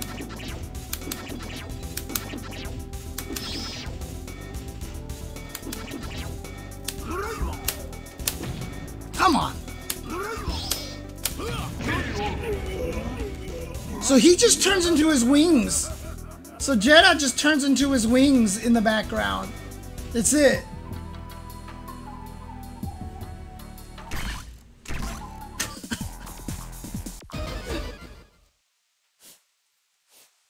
But yeah, every character gets turned into a sushi table. Anyways, enough on Bishomon. I've been on Bishomon way too long. Let's go to a different character, shall we? Let's go to a different character here. Because there's so much more. Dude, people are going to have to stop me. Otherwise, I'm just going to be doing this basically forever here. Let's take a look at Jeddah, shall we? Another character with some very interesting moves. Oh, Lord Raptor. That's a good call. I should show Lord Raptor at one point in time. But, Jeddah, another character like BB Hood that has amazing animations. So yeah, those are literally like his fingernails, his fingers, like bones coming out of his hands. So he's just basically hitting you, and there's blood at the tip of all of those. And you can see how the blood is dripping off of the extended bones coming out of his fingers like this. Like Heavy Punch, he literally, like his arms chop off and come after you with sprays of blood like this. Like, I don't know what he does to his arms, but that's basically what's happening there. Standing medium kick, one of my favorite ones. You can't see it. It's so fast. But look at his back wing. Look at his back wing. You'll see that it gets covered in red. What he's actually doing is he's grabbing. Yeah, I don't know if there's gonna be any way we can see this. But what he does is he grabs, like you can see his fist right there. Like, if you can see it, his fist is grabbing his wing right now. And what he's actually doing is taking his hand, puts them on the blade, and slices his fingers, and then sprays the blood at you. That's what this move is. He is literally cutting his own hand to shoot this at you. Oh, setting speed to normal. That's actually a good call. But yeah, he's a Grim Reaper. That's why his standing heavy kick is an overhead sickle. And then when he does jump, like you can't see it here, but this animation, same thing. When he jumps and does this, he's actually putting all of his fingers into his body and rips it. And so that's all the blood spraying that he's hitting you with. And that's what he actually does with this move. And so that's like like again, this guy just has amazing animations. This thing is an unblockable, but it doesn't hit low. But if you jump into it, yeah, he'll grab you. You can use it as an anti-air, basically, because it's pretty active. So you can have people fall into it. Again, Jeddah's not one of the strongest characters in this game. Even though he's got flight shenanigans, he's not considered one of the strongest characters in the game. Interestingly enough, even though he's got some incredible attacks. The funny thing that he is, with backdash, yeah, spraying blood out of his palm to fly, and then same thing with this way. And oh, by the way, is anybody in here an Exert player? Because Raven, right? Raven is exactly this character. Like, they just remade Jeddah. Basically, they just remade Jeddah because if you actually see this,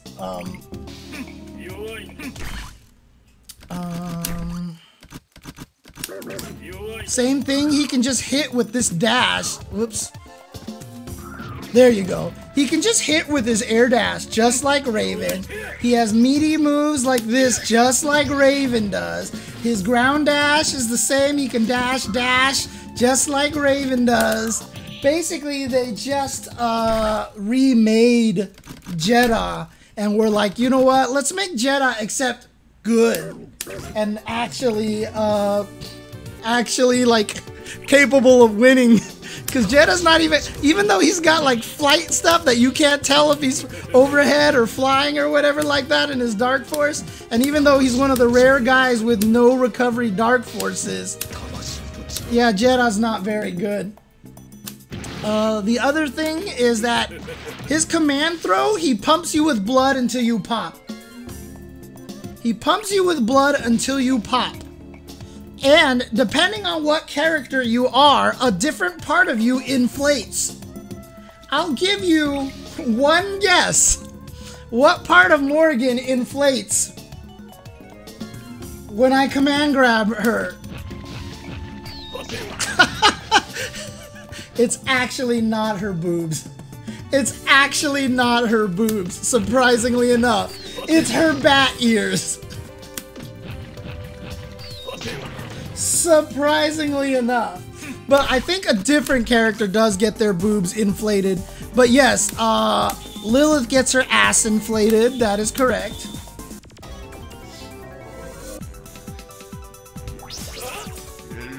Because Lilith is supposed to be all about the ass. No, oh, it's her boobs who gets inflated. Whose ass gets inflated? Somebody's ass gets inflated. Lilith is the one that gets her boobs inflated. There you go. Because Lilith has no boobs, and so they make it so that hers gets inflated. It's a dude, I think, that gets their ass inflated. It might be Victor who gets their ass inflated. I know somebody gets their ass inflated. No, his head blows up. Oh my god.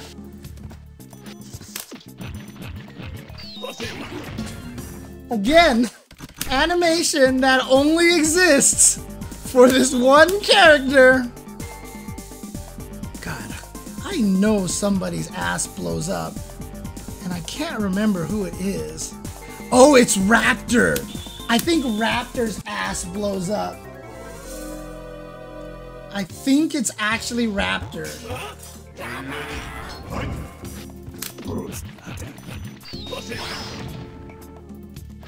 Do I know my asses or do I know my asses, dude?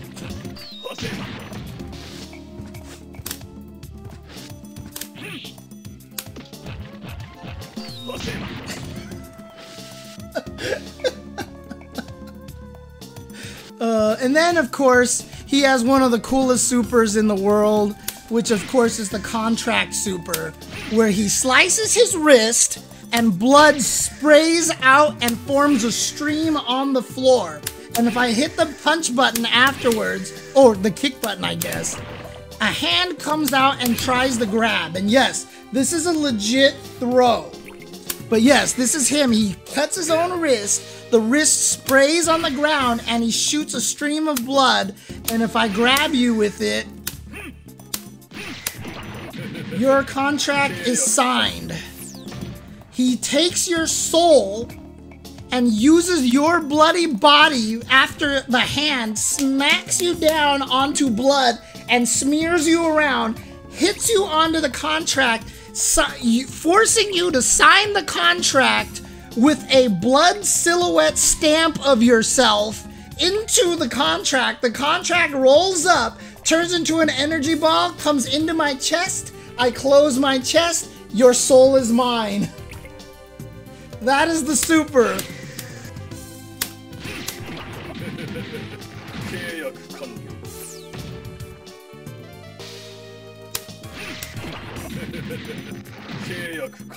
Again, dude.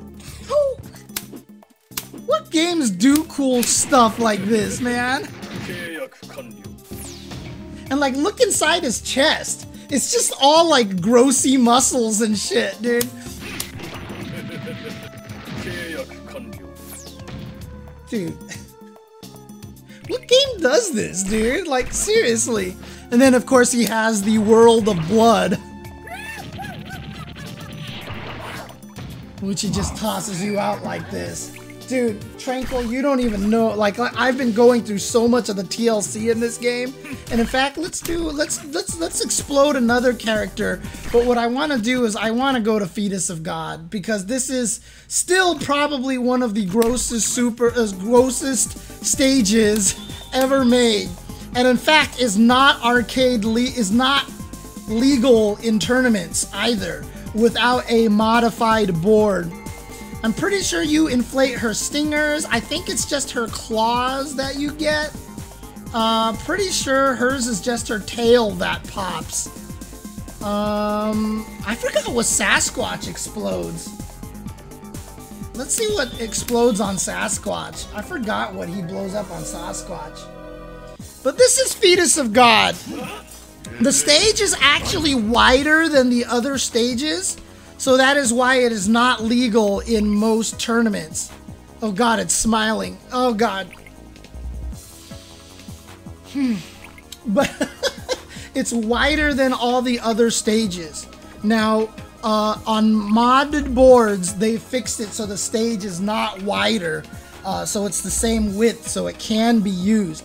There's another stage, Iron Horse, Iron Terror, which is another great stage, which I'll show in a little bit, that never comes up on random. It's only available when you fight like your secret boss on arcade mode. But this is the stage right here, and if you look to the side, like what is all this? Like, what is all this? It's so gross. And he's got an eye on his foot.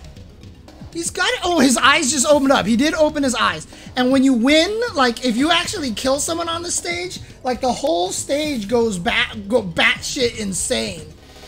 But yeah, like, he's got an eyeball on the tip of his foot. And, like, yeah, his brain is just hanging out over there and stuff. Oh, it's his nose. You blow up his nose. Oh, he splits. I guess the character's split in half, too. Yeah, he actually splits in half. Yeah, if you win, you trigger the birth, basically, is what happens there. Yes, the eye in the middle of the round head. Like, let's go to Iron Horse, Iron Terror here. But who do I... Oh, let me show off Lilith. Because Lilith is... Oh, God, she's... Lilith is hilarious, dude. Oh, I forgot to show the head chop. The head chop, which is absolutely one of my favorite moves in the game. I forgot to show this move.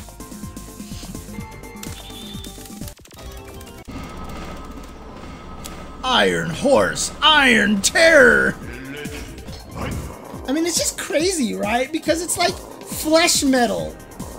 Like what? Like there's an eyeball here.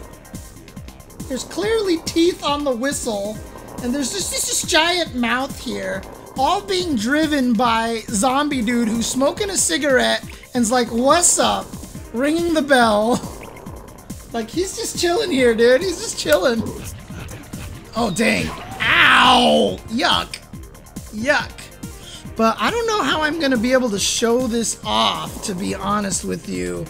Can I make the training dummy the CPU? Yes, okay, I can. Good luck to me. Oh god, he beat my V reversal. Alright, you know what? This is not gonna work. This is not gonna work. Alright, we're gonna switch him to human. And I've got this move here, so let's see. God, can I do this? Actually, I've got heavy kick. That button will work here. Whoops, I was too far away. So if you can't tell what's actually happening there, what's actually happening here is that Jeddah is using his thumb to cut off his own head, and the spray of blood that comes out of his neck is actually what knocks you back. He's the only character... No, actually there's a few characters that have just unique animations. That have unique animations to their B reversals. Or their guard cancels, I should say. I'm sorry. But yeah, that's basically what he does. He uses his thumb, he slices off his own head. The head falls to the ground, mind you. Like, look under him.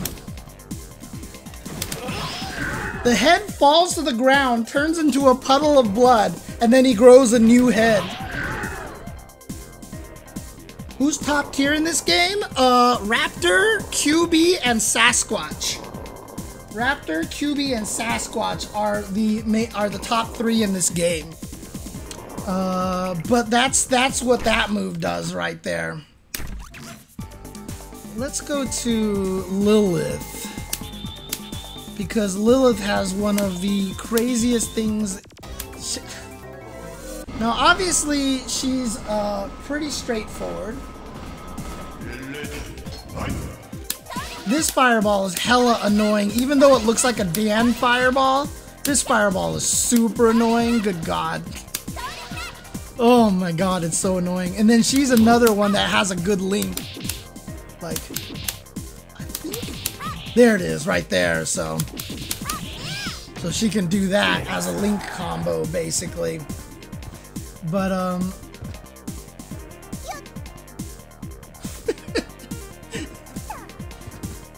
I don't know why Lilith is always hungry. She's high mid. She's high mid. You are correct, Seiru. She's high mid. Felicia. But Lilith is always hungry. Cake. Oh, dame. She wants cake. Or maybe a sundae or a soda or a margarita, whatever that is. Maybe a cake. Maybe a chocolate bar. A cake. Ice cream. Oh, melon float. Okay, that makes sense. Japanese treat. A flan.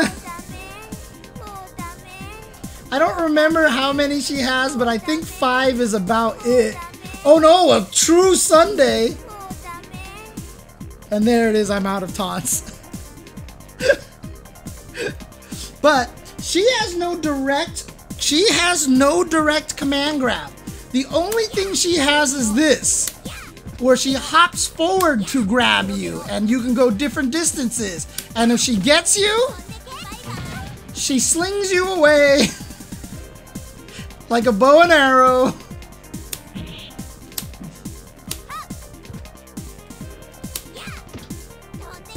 Bonk. And the ES one bounces you much higher. So I get a free juggle off of that. Do the desserts all have faces? Really? I definitely did not see that. They need a reset option. I don't think they actually have faces. I think those are just happen to be pixels, right?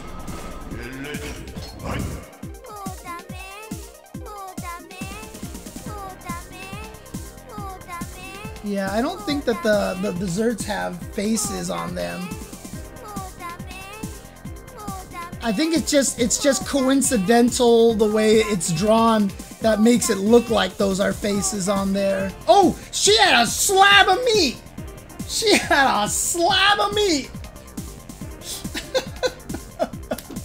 Alright, and then of course, the most famous of Lilith's move is a level 2 EX, which is impossible to land, where she throws a top hat, costs 2 meters. And what happens if she hits you with it?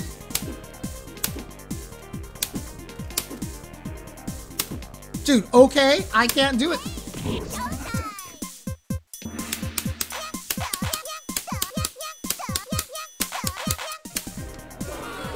She makes you play Parappa the Rappa.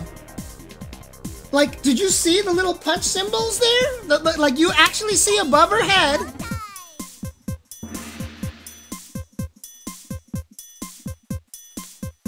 There are 6 patterns in the game.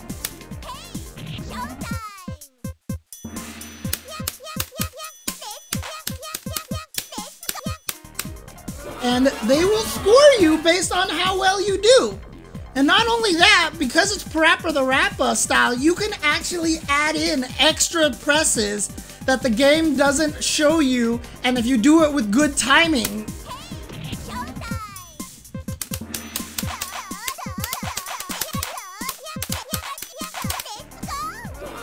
Dude, I am doing horrible, dude. But every time you hear the clap, that means I'm doing the thing right.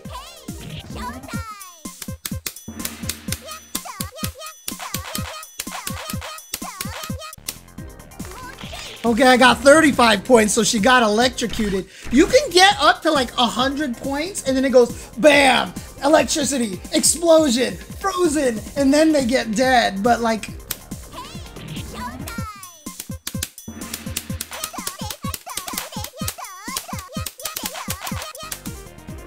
dude, I'm so bad at this. I don't know if it's the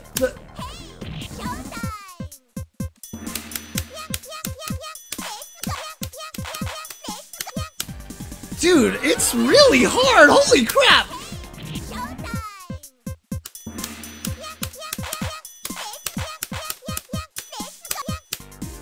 Dude. I'm really bad at this, by the way. Alright.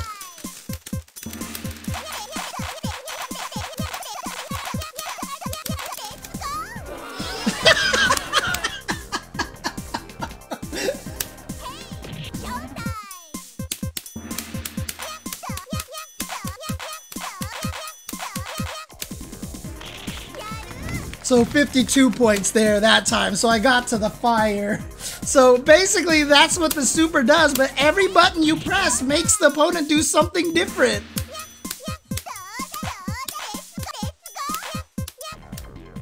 Like every button you press makes them do a different thing.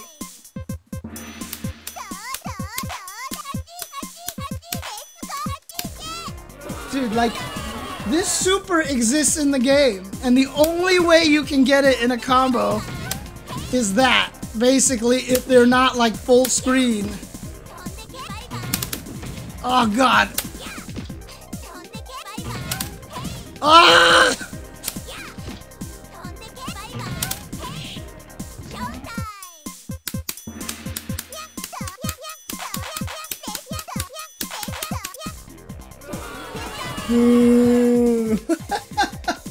Right, Proud Soul? Like, this is the kind of stuff that exists in this game. And I just don't know if they could ever do something like this again. Oh, she also has Get Naked Super. With cleverly placed hands and legs. And obviously they could probably never make this super in 3D. Because once you are able to start rotating cameras and stuff, yeah, that's not gonna happen there. Oh yeah, she gets the mirror.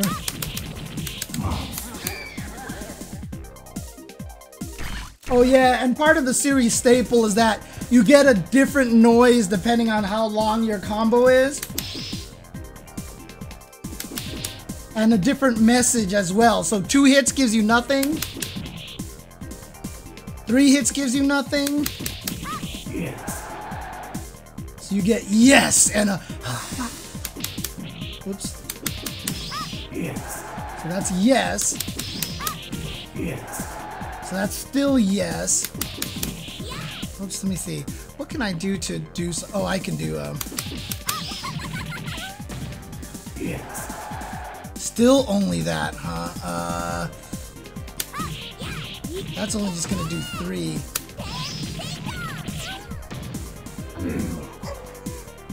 And you hear that like kind of like moan on the 8 hits. And then there's the scream, which is the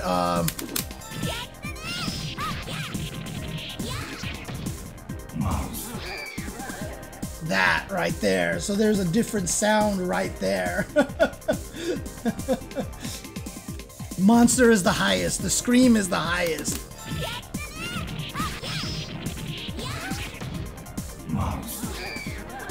Yep.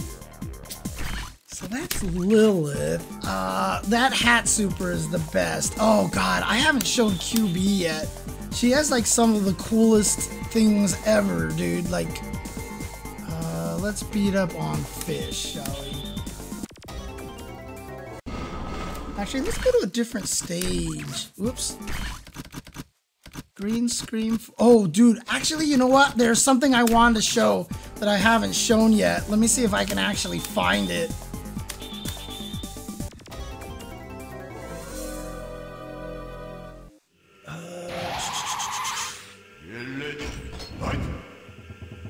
So there's this lady back here who's like sharpening a knife. I don't know if that's like a giant fish under the blanket. I don't know what's going on with the blanket back there. But she's got her little hut over here. She's got all this stuff. But this lady is just chilling back here, sharpening a knife. Now, every once in a while, and I think, Cone, you were one of the ones who spotted this too, but Cone and my other friend, we called her Crazy Sushi Lady because it looks like she's trying to make sushi. I don't know what the trigger for this is. I don't know when it happens, but I swear to God, every once in a while, she go... Okay, well...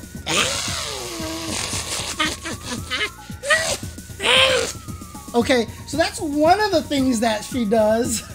That's one of the things that she does, but I think there's a third animation where she goes absolutely insane. Yo.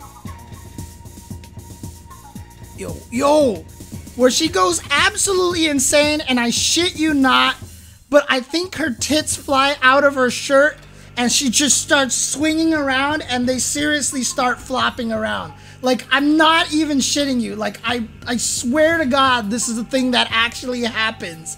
But it happens so rarely. Like, where she actually just goes insane. I don't think it's a round end thing. I think it just happens every very once in a while. And it's like super rare. And it's just probably on a randomizer. And so it's just probably a very low probability that it actually happens. But I don't know how long we want to sit here and watch Sushi Lady over here. But yeah, me and my friends would call her Crazy Sushi Lady.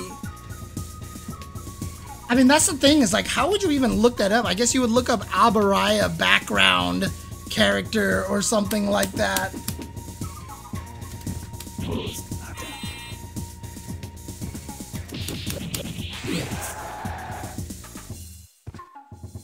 Well, she seems to have calmed down tremendously.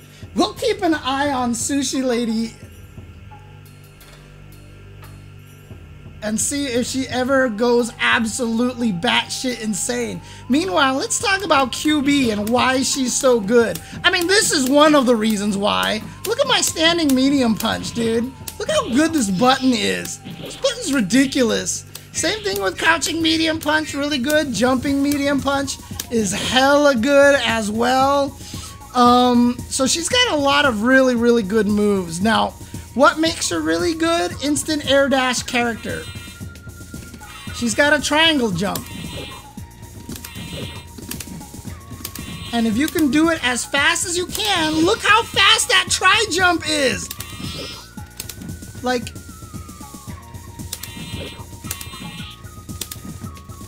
and you want to know what's most broken about this tri-jump over here? The tri-jump cracks the opponent.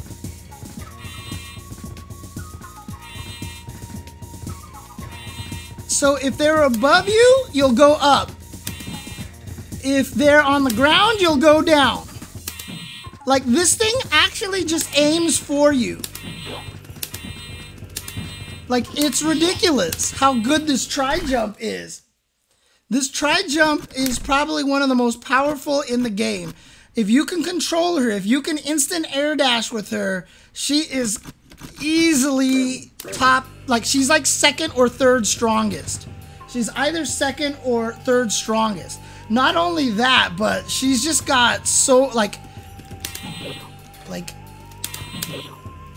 you know, just go for empty lows and stuff like that. She's good. I can't control her the way others can. There you go.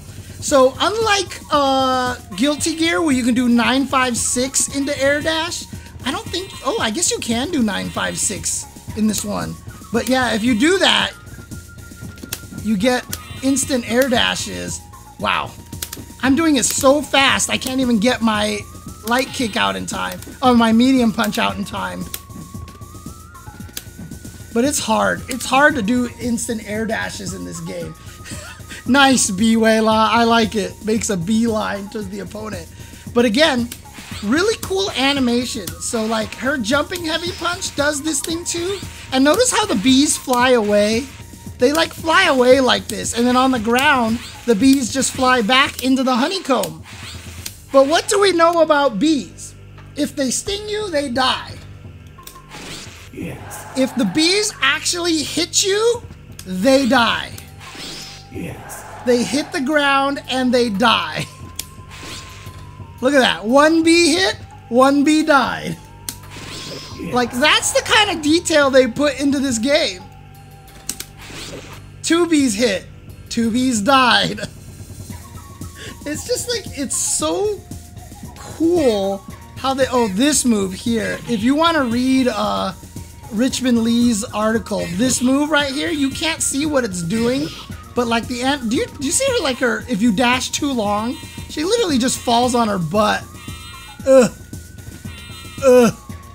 She literally just falls on her butt. Now, That's not all. Like, I mean, she's got this move where she stings you to death and then body slams you back into the ground. I'm trying to keep Crazy Sushi Lady in the screen. She's got like an 8-on Jaguar kick over here. And if you do the ES one, it's just like it poisons you and she gets a free combo afterwards. So you can do this into this. She's got a honey bubble that if it hits you, it turns you into a goopy mess. And then, of course, she has the ES version of this move here. I wonder if it's only the Japanese... Whoa. I wonder if it's only the Japanese version, that Crazy Sushi Lady. Oh, did someone find it over here? There you go.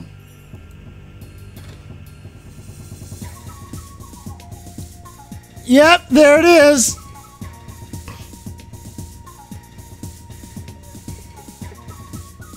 Please check the link, and it will show you that I am not insane.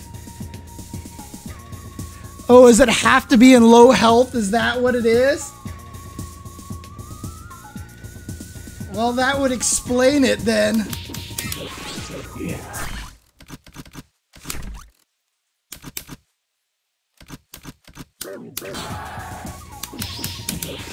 Yes. Yes. Well, let's show off this other animation. So like I said, she's got this. And then she's got the most amazing animation where if you hit her with the ES one, I will explain it to you that she implants an egg inside you and dies. Turns you into a giant egg and hatches a new QB out of you. And you fight as the new QB.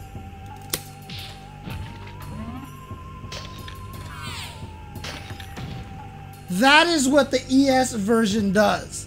She literally dies. Ugh, and a new QB jumps out and fights you. It's just like, where do they come up with this stuff, man? It's so good. I love it.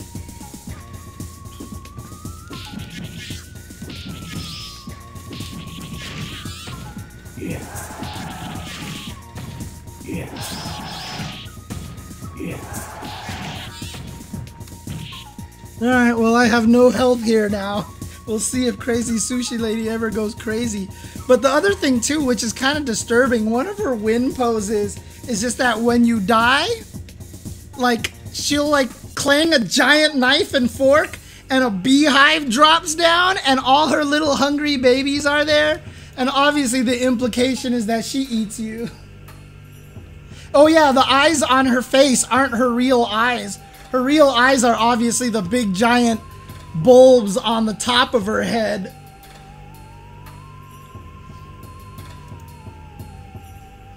Oh yeah, no, there's some crazy things out there, Shard Lab. The world out there is a scary place. Nature is a scary thing, for sure.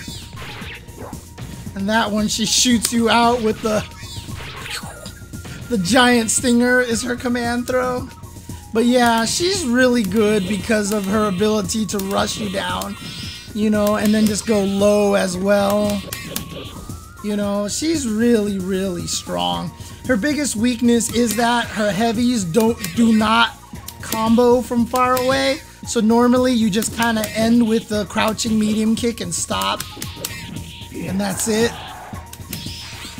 But she's one of the best characters in the game just because of this. Yeah, she's one of the Magneto. She's the Magneto of the game, and has one of the just basically rushes you down all day. So again, that's QB. I'm just trying to go through some of these characters pretty quickly. I showed you the dunk with Lord Raptor, the crazy basketball dunk. But again, everybody has their own basketball icon. It wasn't good enough that he can actually command grab you from a full screen away and turn you to a basketball and dunk you, but everybody has their own unique basketball sprite. So as you can see, Anakaris is just a bandage eyeball with, a bandage ball with an eyeball on it. So it's just he just turns into an eyeball and he dunks you. After Lamalta turns into a basketball hoop, after spitting and swallowing you. Yes, this is actually a super in the game. Why? I don't know. Wonder what I can. Oh God, he rolls. That's right. He crawls on the floor with raptor-headed knees. So when he crawls on, like, he can't hold down back and down forward. If he does, he actually just crawls on raptor face knees. There's a 1 in 32 chance for a raptor to have an afro on this super? Or you're talking about on this one here? Because he definitely goes into a basketball jersey.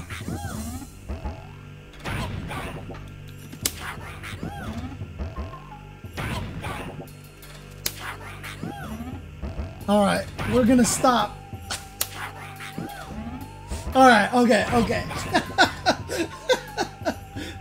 I mean, Dark Force, he definitely gets all crazy and starts with the beat it. Oh no, yes, it is beat it.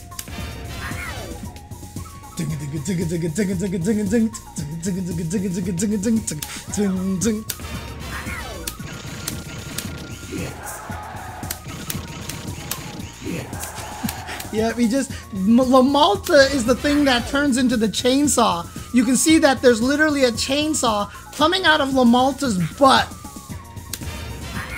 Yes, Dark Force is unique to every character. Some characters have 2 Dark Forces, in fact.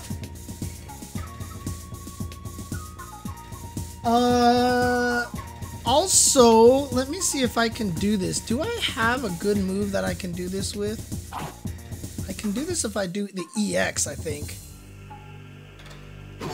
If I can actually do this, shoot. It's back, forward, and actually... Oh, that's not gonna work. Let's see if I do... Because I just want to do the ES hands. You know what I'm gonna do here? Oh, you know what I can do, actually? They have the controller settings. I can actually change one of these buttons, like LT, to EX move, but like, I don't understand how this works. Like, why can't I change it to Morgan Soul Fist? Like, I don't understand how that works exactly. Like, what does that even mean when I have it to the other ones? So, Cobra Blow is this move. Yeah, okay. And this is 3 hits. Okay, let's try this.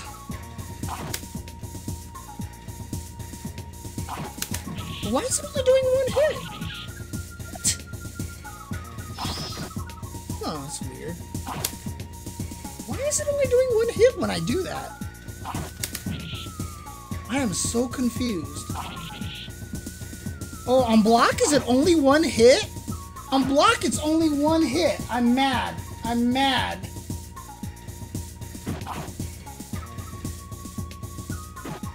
God, how am I gonna do this? Alright, let's try this. Oh, God, I don't even know if I'm gonna be able to... I'm gonna have to... You know what? I'm just gonna have to change characters again.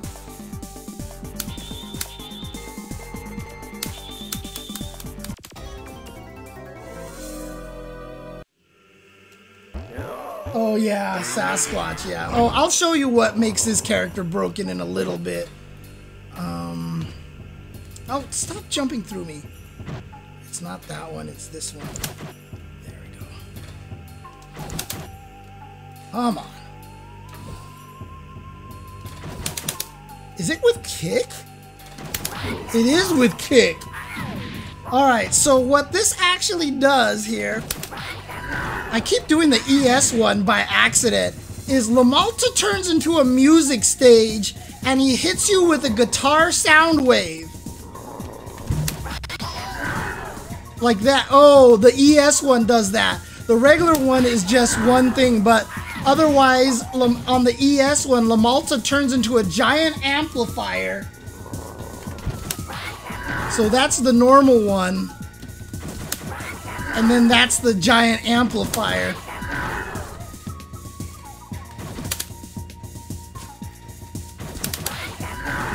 And it actually stuns you, and everybody's stun icon is different too.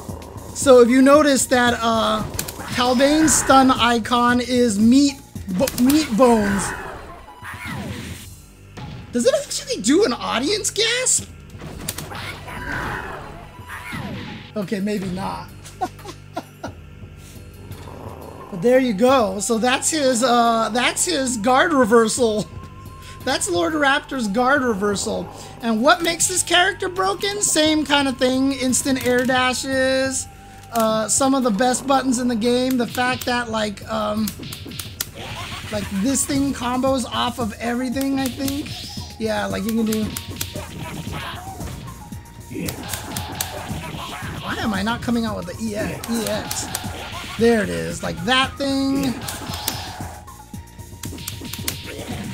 That combos, and then on top of everything else, let's see if I can actually do this. So what do you call it? Anakaris, Sentinel in MVC 2. He has that ability to do the little crouching heavy punch beam, and the last frame of that does not have the yellow proximity box. The yellow proximity box that you see a lot of times is a move that triggers that if you're in range of that yellow box, it makes you go into the block animation. That's what prevents you from blocking stuff from full screen away. So if you're walking backwards from full screen away and I hit this, I'm not going to prevent you from walking backwards. You can just walk backwards. But if I get close enough, it'll trigger the proximity square and you'll go into block animation. Well, the last animation frame of Sentinel's crouching heavy punch, the big beam, is missing that. Oh, the last active frame, I should say, is missing that box. So if you can time it and hit the opponent with only that box as a meaty or on their incoming character, it becomes an unblockable. Well, unfortunately, Raptor's light kick has the same problem. I don't know if I'm going to be able to trigger it in training mode, because I don't know if training mode blocking makes it behave differently, but there are a ton of setups for Lord Raptor that if he does it right, you cannot block. So he just has an unblockable jump light kick set up in many situations. Oh, it's a bug. They just messed up. They just forgot to put it in there, basically. And also, I don't know if it's hard for Lord Raptor to do it to Talbane in particular, because Talbane is so short. Talbane has an unblockable too. I wonder if I can trigger his. I don't know what the thing that causes it to come out is.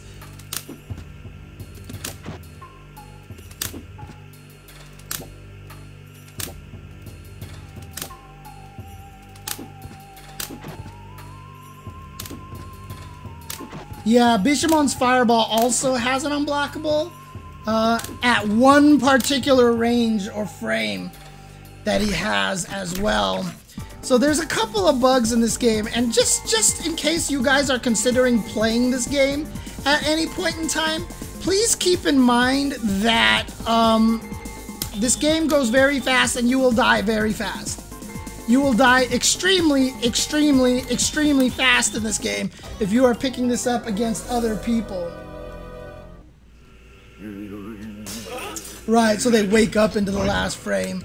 But I believe like my ES, this toss right here at a certain distance cannot be blocked. There it is!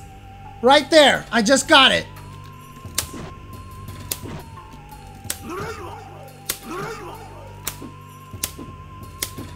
Dude, why is it so hard to do?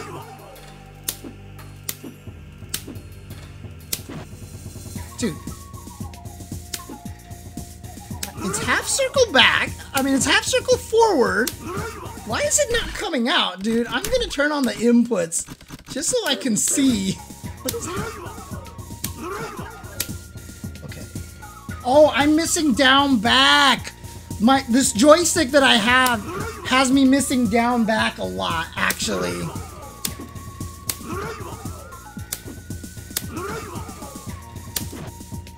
See, I keep missing down back. There it is. And then the thing about it is, if you get the right distance on it, like you can almost kind of set it up in a loop. You'll see top Bishomons have this sequence where they can basically set it up as a loop. Dude, why? See, my joystick keeps missing that down back. I don't understand why this is happening. I need a new joystick. And then they'll just dash up and then do it meaty again. And then just dash up and do it meaty again. Like the top players out there have a sequence in which they'll just get you into this loop over and over again. And then basically you just get trapped and you're done. But it's definitely an unblockable. So that's one of the unblockables. I don't know how Talbane's works exactly, but he has one too. Oh, stand roundhouse sets up the specific thing, huh? Like, I think if you just like do this, like you can get it so they can't block. I don't know if it's the regular one or the light one or what the situation is.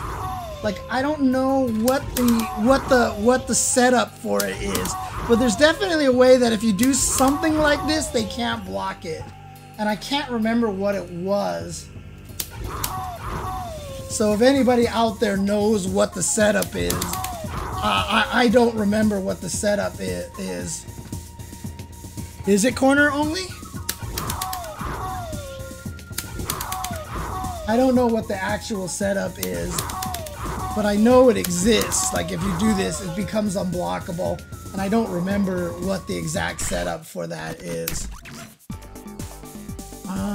Let's see, anybody else that I mean, I've gone through most of the characters yet. Oh yeah, I haven't done Victor yet. Let's do Victor real quick, and then maybe I'll call it a day, and maybe we'll do another one some other time for the rest of the characters, and going through the other Darkstalker characters as well, and the other Darkstalker games, because man, I can't even tell you how crazy some of these other games get, dude. Okay, I'm sick of Abaraya, actually.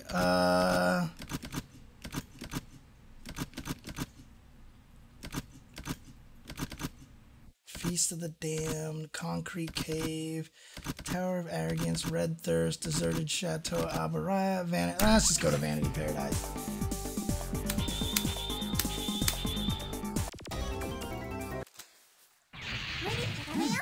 So that little girl that you saw at the beginning of his intro, like let's do it again just so you can see it. Like watch his intro, you'll see the little girl show up there. Okay, now you don't show up? Thanks. Okay, have multiple intro animations. Game is pretty hard to master. Alright, fine. They're not actually showing it anymore. Alright, one more time. Third time's a charm.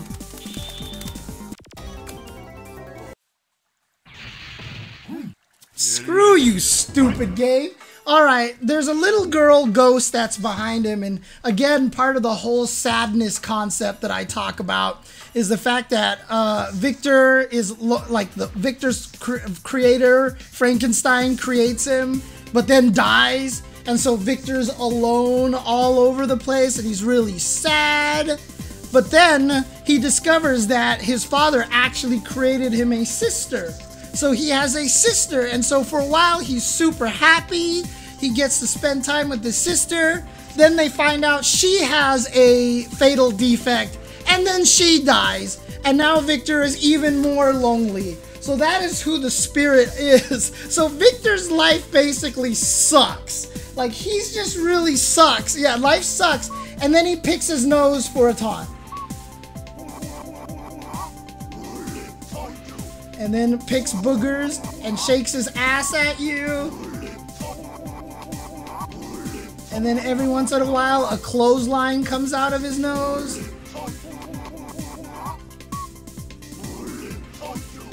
There it is. Clothesline comes out of his nose. But I mean, like, look at the animation of his leg. Look at the animation of the idle frame on his leg. Like, the veins are there, and then the whole thing shrinks. Like, that is some freaking detail in this animation, dude. It's crazy. And he's designed that if you hold the button down, he gets the electric version, which is nice because normally if you hit someone like this, you see how he like gets pushed away.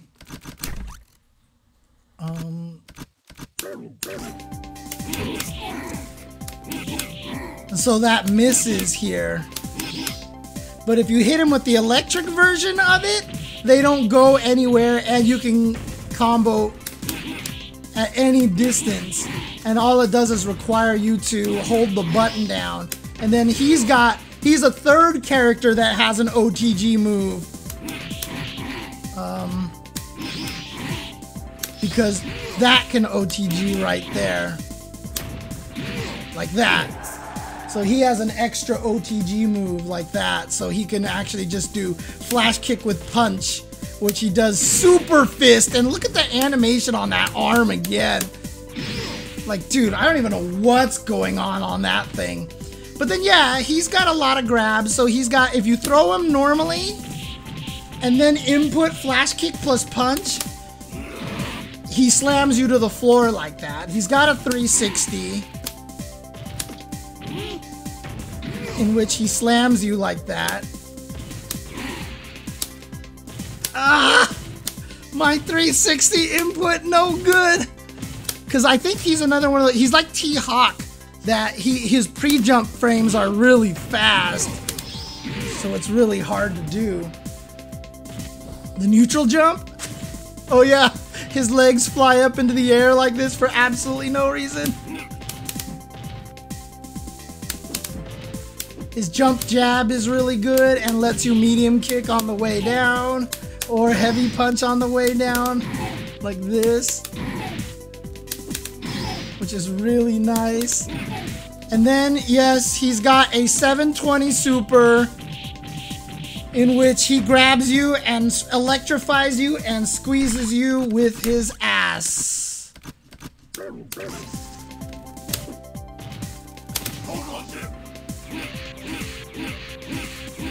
While his dad goes, his creator goes happy, and the sister sits there and watches.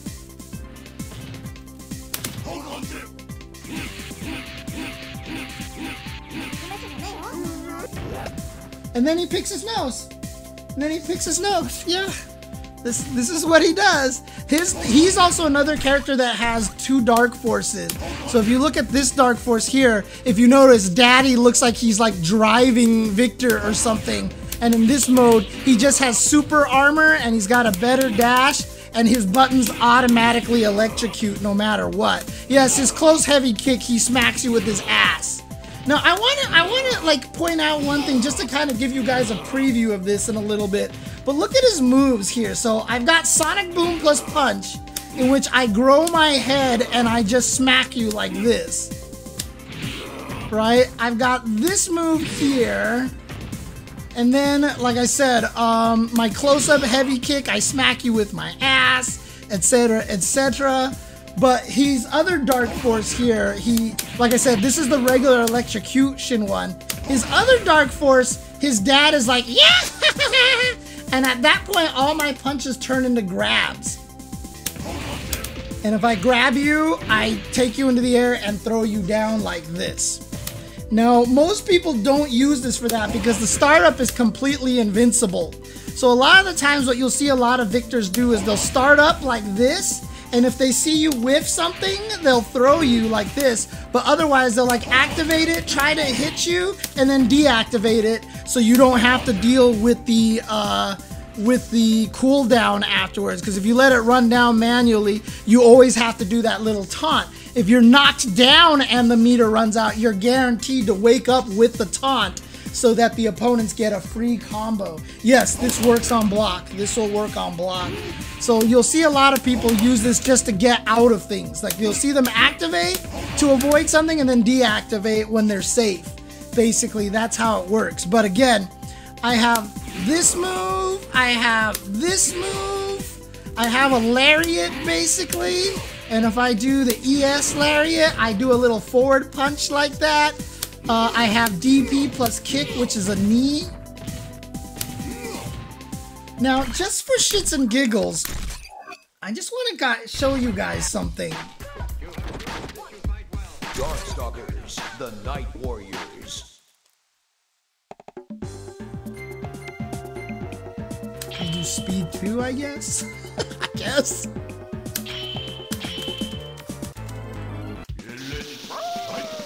I have none of those moves practically. I have a...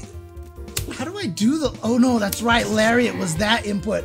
Actually, I need to change the meter to not gain itself because I'll only do ESs if I do. But this is not spin kick anymore. This is actually spin kick forward plus punch. And if you notice, I always do the punch follow-up. I do not have the headbutt, by the way. I have a charge with a fist. Sonic Boom plus punch does this instead. I do not have jumping flying fist from the sky.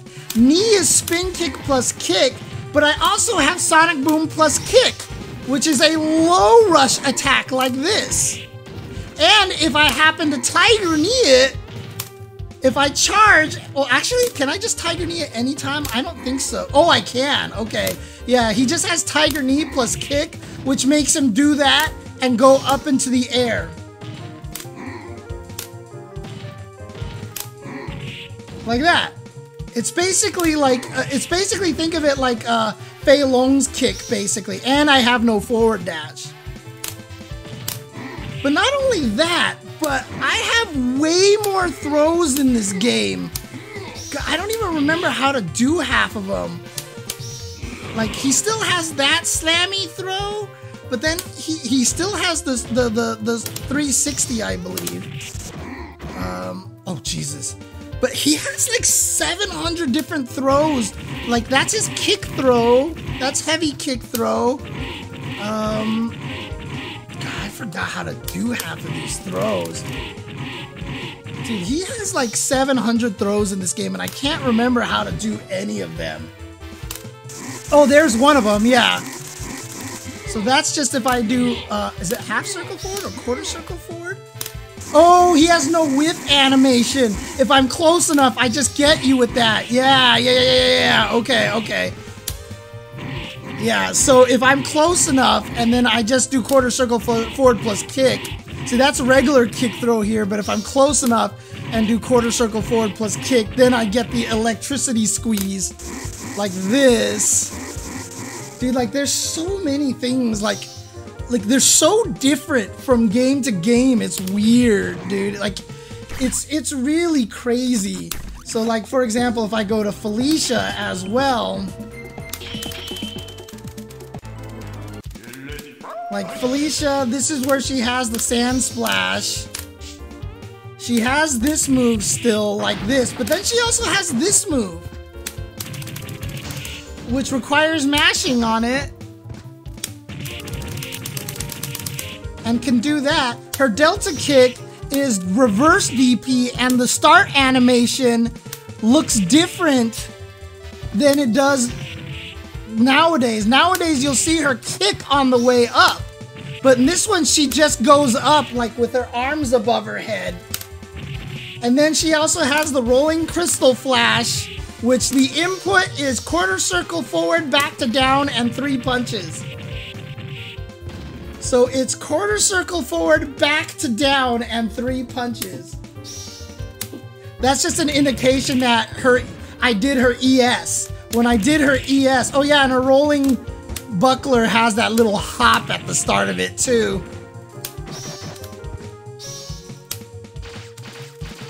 So again, the characters have changed a lot. She doesn't even have the Neko punch. She doesn't even have the Neko punch in this game. So the characters have changed drastically between the versions. But Vampire Savior is the one that most people play these days.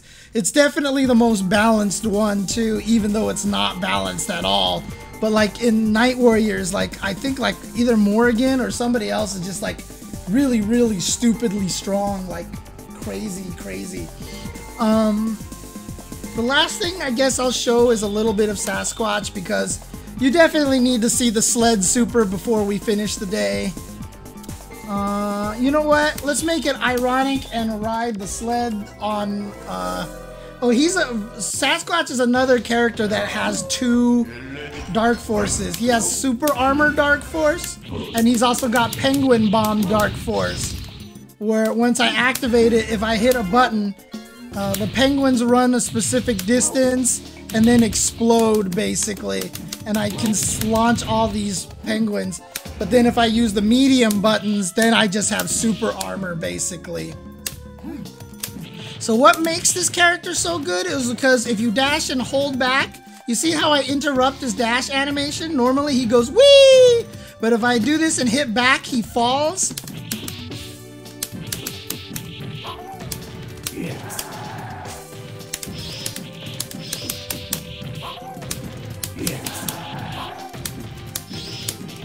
That's why he's broken, basically.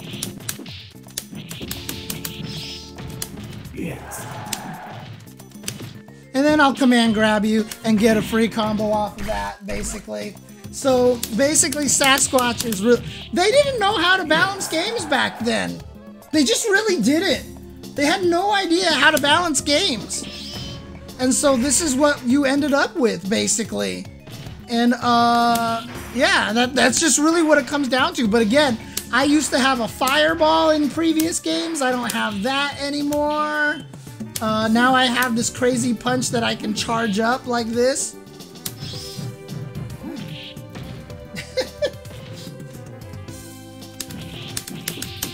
Yeah, it takes some practice.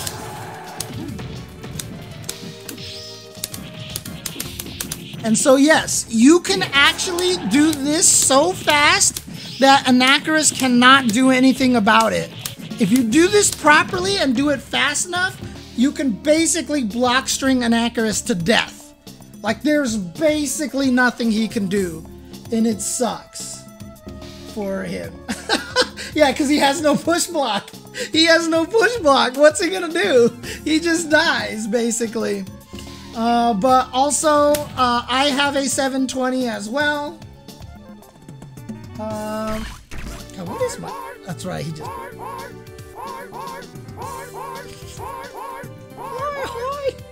But my 720 is that I take you for a dog sled ride with ghost doggies and then hit you with my butt.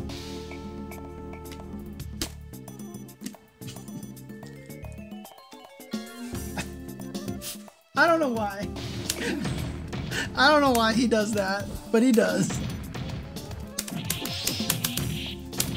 And then I've got full screen projectile if I want to. I've got jumping punch that knocks down.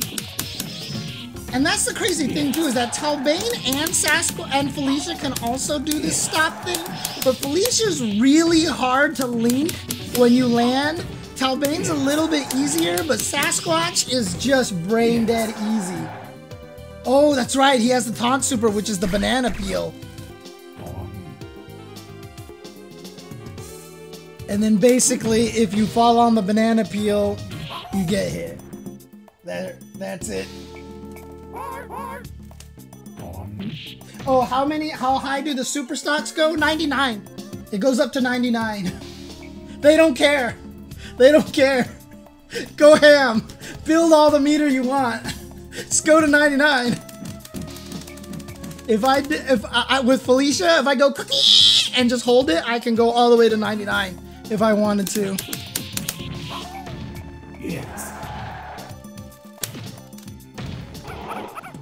But again, like I said, this game has like a lot of violence in it, a lot of weird sadness in it. Like Morgan is obviously very sexual, Lilith is very sexual and all this stuff like that. And then they just have supers like that because why not? Who cares? The game is just absolute insanity. You know, I've only got like 2 more characters that I haven't done yet, so let's just go through the rest of them here. I haven't done Riko and Shinko. Shinko is interesting. I mean, she doesn't have anything super crazy. Obviously, her item toss is random, but it actually follows a pattern. She just throws all sorts of stuff, including Chun-Li bracelets and Akuma statues. But then every once in a while, she'll throw heavy items that are guaranteed to stun you. Oops.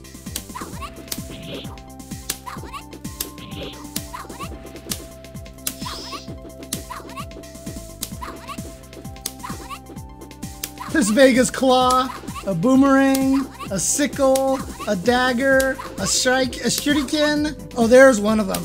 So if you throw the straight ones like this, anytime she throws an Akuma statue, the next one is a stun item. And so there you get the stun basically for free. But anytime you throw the ground items, if you ever see an Akuma statue, guaranteed the next one is gonna be a stun item. Like that. But the crazy thing about her is this move. This is the most broken move. Like, if you do this and like mash punch, like, or how do I do, like, there's some, you can mash a punch to make it hit more often. But the thing about it is you can hit kick and it ends it all the time.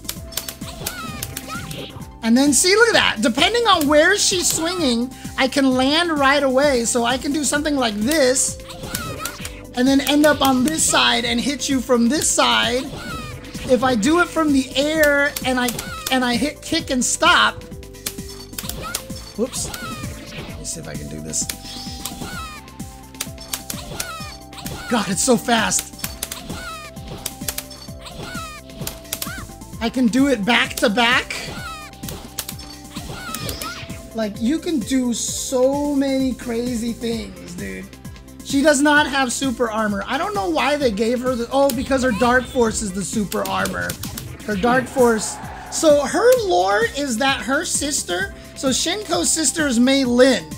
In Japan, she's Lele and her sister is Lin Lin. The talisman on Shinko's head is her sister. And it's the only thing that makes sure that Shinko stays sane. Without it, without the talisman, she goes absolutely bonkers. So when you activate it, the sister jumps out and starts dancing on the side. And now I'm absolutely insane with crazy, with like super armor. So that's basically kind of the lore behind that one right there. And that's why like all of a sudden I just start going crazy. She's a Chinese ghost. She's a Chinese ghost. Not a vampire, Chinese ghost. And then of course, Mad Weight is one of the most broken supers in the game, which is light kick, heavy kick, medium punch, up. And those balls can OTG like that. And yes, that is an overhead when the Mad Weight comes. And because it's a button tapping move, I can do it anytime in the middle of anything I want. Like that, I can cancel any move just like the Raging Demon. I can do it anytime I want, and it's an overhead. And if the weight misses you, the slam is a low. So if you block the Mad Weight standing, the slam is no longer a low. But if that happens right there and you're not low blocking, it'll knock you down. And sometimes you're better off that the balls don't hit, because when the guy gets up, I get meaty. I get meaty balls, basically. So I knock you down and I get meaty balls for pressure over here. So yeah, she's got a lot of like really dirty stuff here. She's got an air dash as well that's super good because her jumping heavy punch is like 3 hits, so like very easy to combo off of, so she gets instant overheads as well, basically. And then yes, her dash is invul as she does it. So if you do moves, you can go through fireballs if you want to.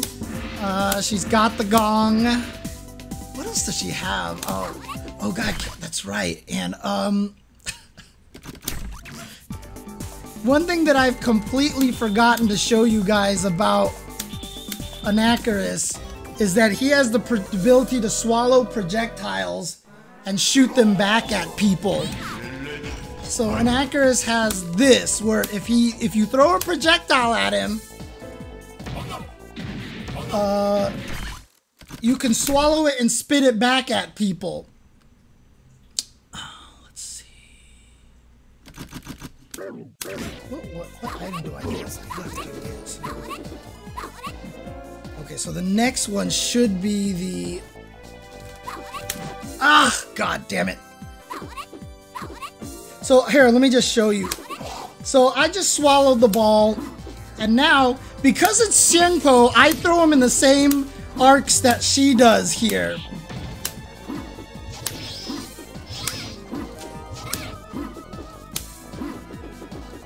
Now, if I'm not mistaken, I could have swore he had the ability to, if he stole one of the items, I thought, am I thinking of a different one? Am I thinking of MVC 2?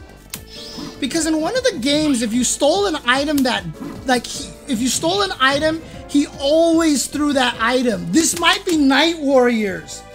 This might be Night Warriors. Yes, it's Night Warriors. If you steal an item, if you steal Shenko's item that stuns the opponent, you only throw that item. And so you can actually infinite Shenko. You throw the stun item and it hits him and it stuns her, and then you throw it again and it stuns her, and you throw it again and it stuns her, and you throw it again and it stuns her, forever and ever and ever and ever and ever and ever and ever, basically. But normally, if you just swallow a normal fireball, like, here's something funny here. So normally if you swallow it, you just get access to their projectile. And yes, you can even, whoops, you can do the ES version. Oh, there you go. You can do the ES version. I forgot. He has Pillar of Death, which is a throw. This is a throw, but obviously with a ton of startup here. But yeah, you can throw fireballs at people and stuff like this as well. So you can steal other people's fireballs. The funniest one here...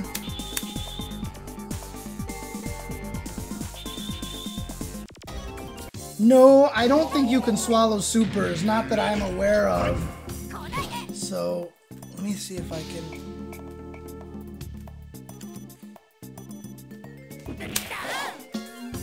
So yeah, even though that's a charge move, I can swallow it and throw missiles back now. And I get air versions too, that's right, I forgot.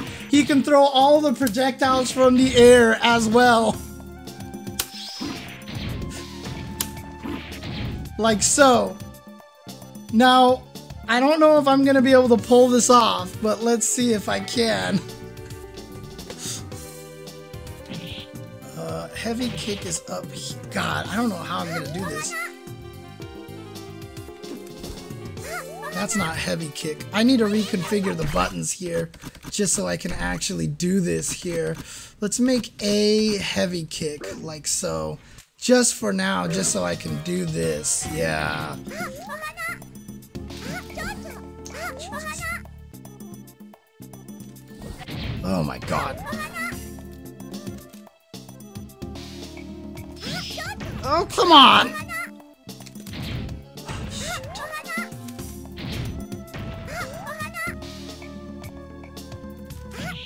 Oh my god. Dude, come on. Dude. missing down forward because it's an analog controller. So it's so hard to tell. Ah! There it is, I got it!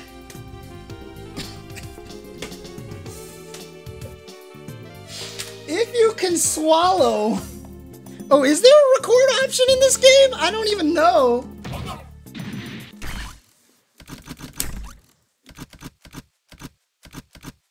Spectate?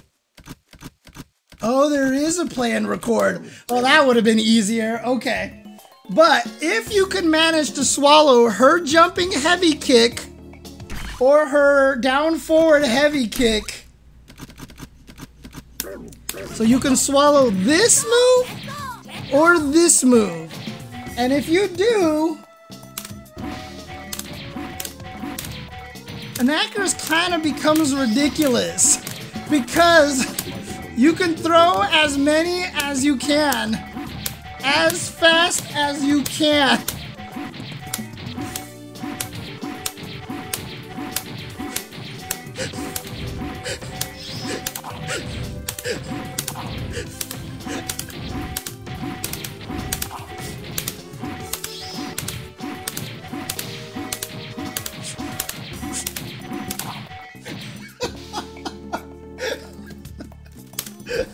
Yep. Oh, and by the way, his Dark Force makes you control two halves of him. Kick buttons makes his legs kick, and punches makes him punch from there. So that's his Dark Force.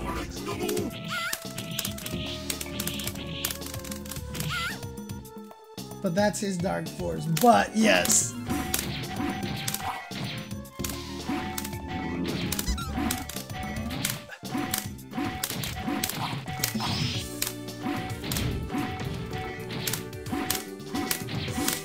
If you can swallow that. If you can swallow that, dude. It's actually not that bad for BB Hood. Again, Anakaris just sucks. So BB Hood just doesn't throw a lot of the projectiles. She just rushes him down and he dies. The same way he dies to everybody else, unfortunately. Requa doesn't have a lot of crazy things to show off, but I'll show you one of the craziest, most broken moves in the game that makes Fish super good. Dude, they refuse to play this game 3 out of 5. They play this game 2 out of 3. You can fit an entire 2 out of 3 matchup on Twitter in their 2.5 minute limit. Like, the game goes that fast. It's crazy. But Rico is good because this is linkable. It's one of these.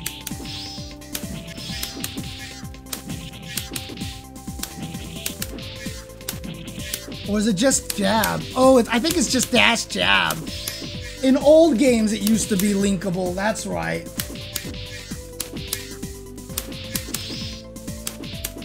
God, I know he can link off of these dash combos. I just don't remember how. Someone can probably mention it to me. Help me with that. I forgot what the combo was, but his most cheap move is the bubble. This is one of the most broken moves in all of fighting games here, because it just goes. And keep in mind that I have the character on. Oh yeah, this move is good too. Yes, this move, because if it hits you, he gets a free combo off of it, like that, basically. I thought, oh, because they're set to human, that's right. Okay. Well, now that I've got him on block. Yeah, you can't block it. You can't block it. And then also... Oh, you got caught even though you were in block stun? Oh, I'm sorry.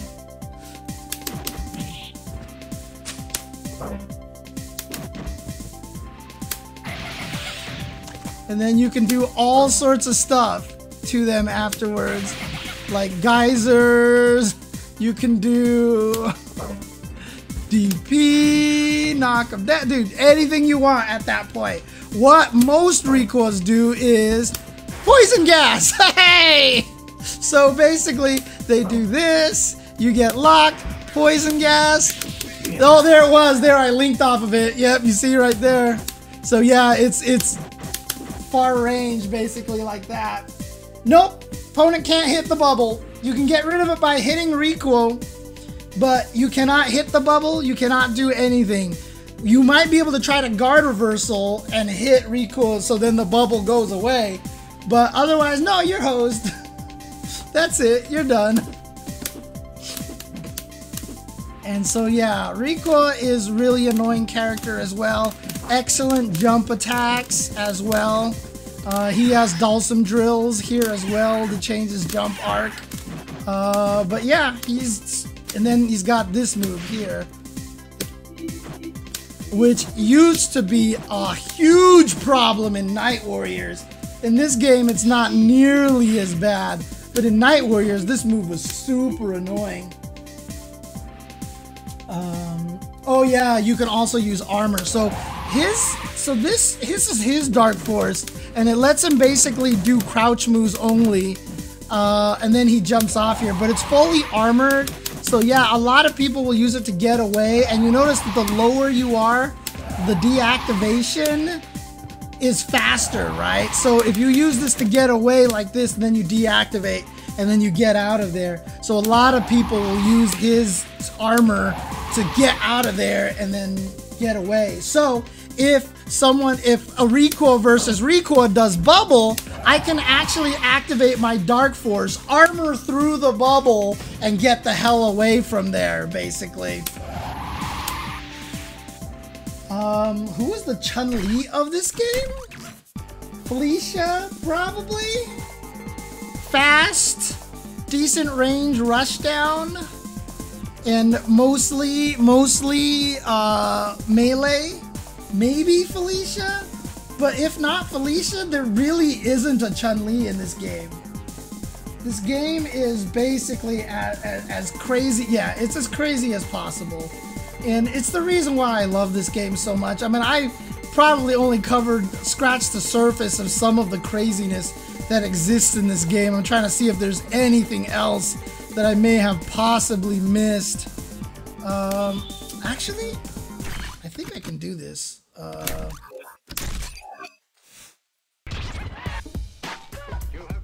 Vampire Savior, the Lord of Vampire. Again, there basically is no, they didn't know what they were doing with balance. They didn't know what they were doing with balance, Fearside. This is long before, so what, like, I always say this, right? People didn't understand how badly balanced old fighting games were. Oh, that's right, Talbane also has this.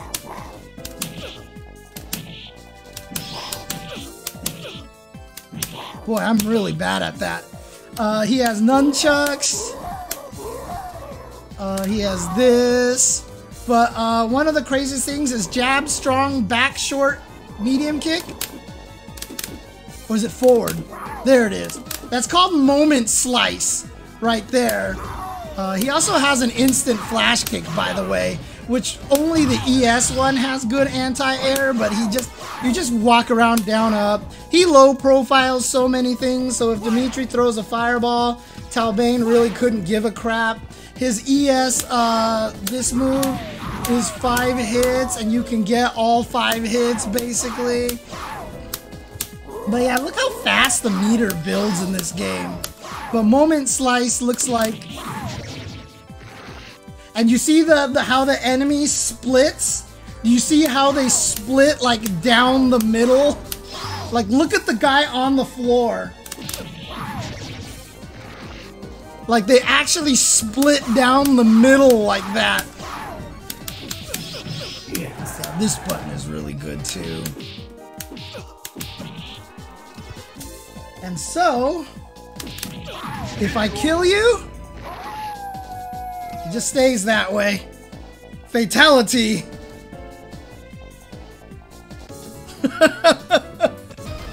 fatality. They just stay split in half. Yeah, I mean, there's other characters too that have that. Like, for example, if Bishomon.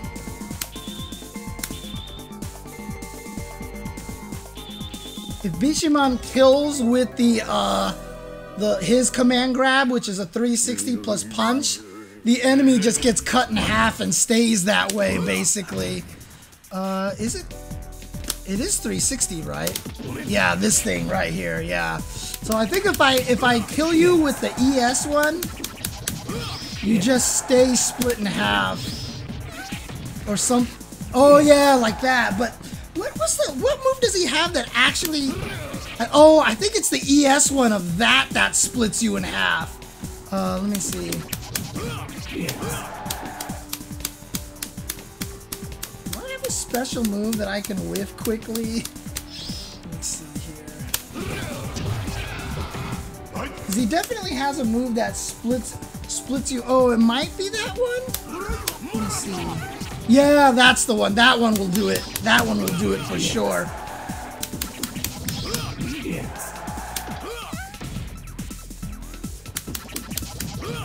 But basically, if he kills you with it... Oh no, I did the ES one! I did the suicide death! Oops! Yeah, you're right, Freak Master. You're right. I should have did a save state. I didn't do the save state. My bad.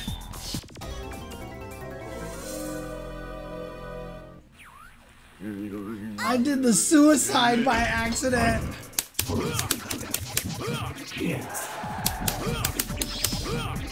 I mean, you see why this character is good, right? Like, look at this. Look at this range that he has, dude. Dude, it's ridiculous. This character's range is maddening.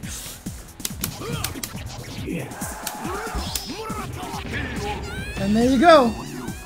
Just split in half, and you've got the little cartoon meat spine bone in the bottom half over there. But yeah, that's another one of those fatalities in the game, basically. Yeah, it's the Among Us bone, basically. Vampire Savior, the Lord of Vampire. One last thing that I'll do with Talbane, because I always like to do this in Night Warriors. I used to play it, so no one played this game versus at the UCLA college. It was always just one player, so I just ended up playing this game one player. But this move creates mirrors, so you can hear that.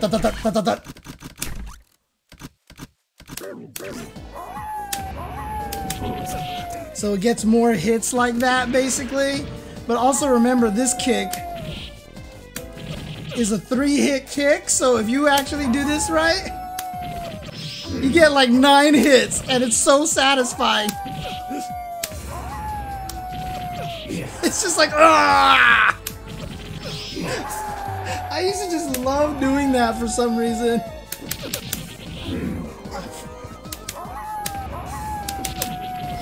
Ah! Ah! I used to just like doing that. Oh, you can't kill people in training mode. That's why simple function. You actually can't kill people in training mode. They just go to 0 life and then that's it. And then they'll never die. So, oh yeah. The other characters in Vampire Hunter, Phobos, Pyron are in this one. Vampire Hunter 2, Darkstalkers. Or Whitzel, I should say, and Donovan is in this too, as well. So they got rid of QB, they got rid of Jeddah, and see how ghetto this is? They just took away the 4 old characters, put in the 3 ones back, and then they just left one of the, like, it's literally, they just blanked out where Jeddah was and was like, well, have fun.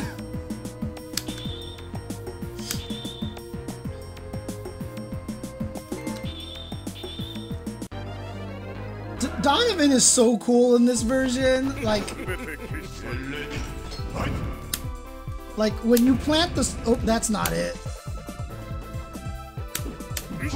Dark forces were different in this game. They didn't give you a special ability, but what I loved about this is that the way that Donovan worked was very different than he was in the previous one. In Vampire Hunter, he didn't have the ability to plant this sword and shoot it with lightning like that. He did not have that ability. But he still has a lot of the other stuff that he still has, basically.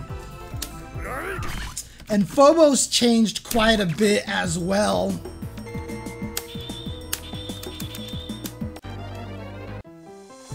Like his whole like moveset changed, and like he became really bad. Like all of his normals are different, and then like just stuff that he had just like didn't make sense anymore. Like he just wasn't as good as he was before. Like this, like in Vampire Hunter, like his jump was dumb.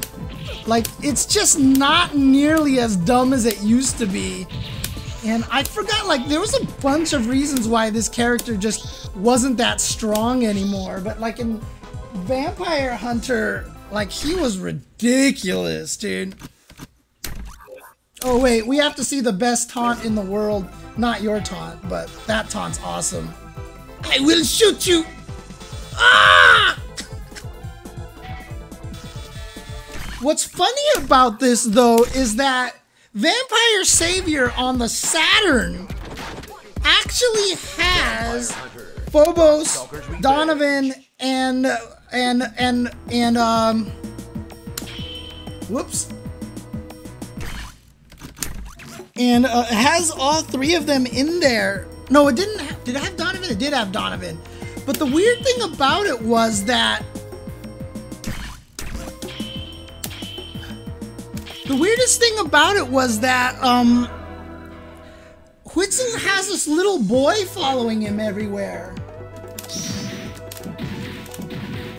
God, I could have swore this was faster, but maybe it wasn't that fast. But maybe this is as fast as it is. It still looks faster than it was in, oh, that's what it is. As soon as I hit it, he just starts falling. Like, Quetzal was annoying in Vampire Hunter because he had this thing and he was just like, you can see like how all these different directions you can move. It's just really annoying. And this laser was a lot faster, I believe. And yeah, he only had the 3 lasers. That's right. And he even had that one that went that direction too. Vampire Savior also is just, yeah, I mean, not necessarily even the most balanced, but just also, I think it's just kind of the most figured out and most understood. But yes, and weirdly enough, the most balanced despite how broken it is. So does he have the little boy following him in this game? In the Sega Saturn version, he has a, there he is, the little boy's following him in this one. So Sega Saturn version, he also has this little boy following him. And I'm not really sure what the lore is about this, but like for some reason like lore-wise, he just got this little boy who follows him everywhere. Yes. Yes. The boy found Phobos, huh? Yeah, he's a character that also has forward plus punch, forward plus all the heavy buttons, and light buttons as well. So he's got neutral and back, which are the same buttons, and then forward plus every button, which does something different. See, so this is heavy punch, forward heavy punch. Middle punch, forward middle punch. Light punch, forward light punch. Light kick, forward light kick. Medium kick, forward light kick, forward medium kick. Heavy kick, forward heavy kick. So he's just one of, and then same thing with crouching too. On the medium buttons, I think. Oh no, it's only, oh no, okay, none of them. It's just the standing ones. And actually, Raptor is the same. Raptor is the same as well, which is what makes him so scary. I mean, I never even really got into what makes Raptor so scary outside of the unblockable jump light kick and stuff like that, but Lord Raptor's range is just ridiculous.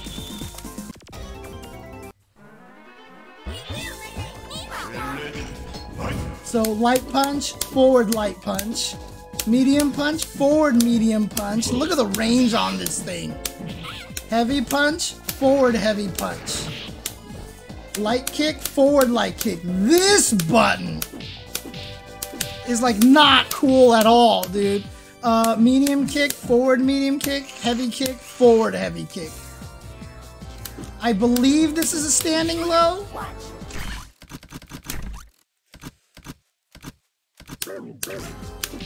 Yep. Oh, no, it's not. Okay, good. It's not a standing low. Thank God. Thank God. But yeah, he crawls on raptor heads. He's got only slides for kicks. And his heavy one is the saw. But if you dash and saw, he goes way farther. And then if you also notice his heavy punch, what he's hitting you with is his elbow. That's actually his elbow that's sticking out. So his elbow turns into a giant spike. And he hits you with that. But again, if you can do instant air dashes with Raptor, like look at that. Do you see how far away I was? And that hit, so in jumping, this is jump medium punch, this is down medium punch. This is heavy punch and down heavy punch. And he also points his finger, by the way, in the direction that he's stabbing, which is hilarious for no reason. Points down, points up. So if I can actually do this, look at this. Like, I just do instant overhead from like half a screen away, dude. How is this fair? And I can do it with heavy punch. And then the best part about it is I can also do this. Into command grab. I keep missing my command grab. I'm probably missing down back again. How much you want to bet? There it is. So you can't tech the command grabs.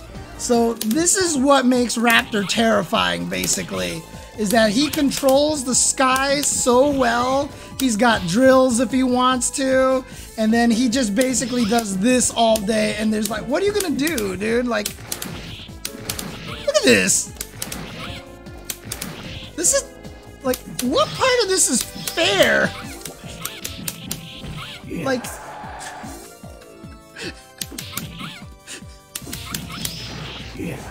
this character's ridiculous, dude. This is cancelable as well. So at max ranges, you can do. Okay.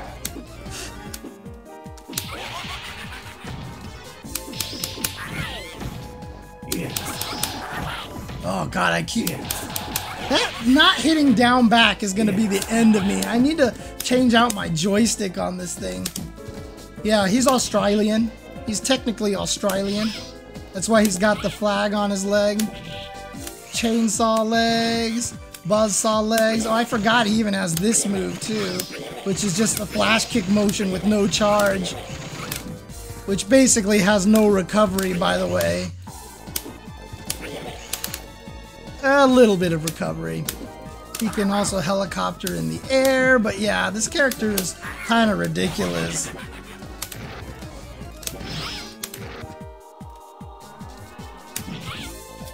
He's only restricted by the player and their execution. He has no actual weakness otherwise. Below average life, but this is not of an impediment to him. Yes.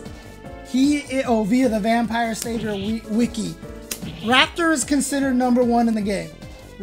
Just as Esports Bahamas just said, Raptor is actually considered the #1 character in the game because he's just ridiculous. It's weird. I cannot instant air dash facing right as easily as I can facing left for some reason. It's really weird. It's not as easy as 956, I don't think.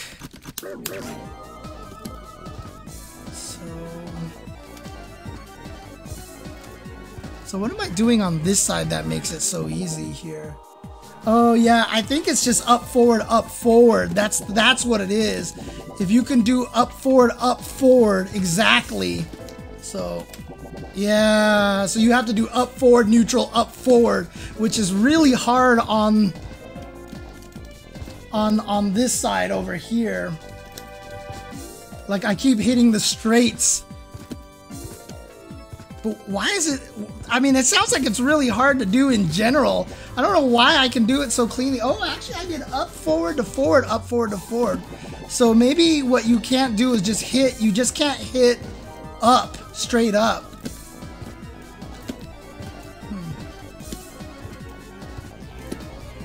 Yeah, see how I keep hitting up? Yeah, see, that time I didn't hit up. So if I use my right hand, I can do it easy this way. But if I use my left hand, I can't do it because I keep hitting up. That's weird. Yeah. I can't figure out what the easiest... I don't know why it's so much easier to do on this side. On a hitbox, it's not gonna matter. It'll be easy no matter what. But yeah, Raptor's super good. Raptor's kind of busted. That doesn't combo. But,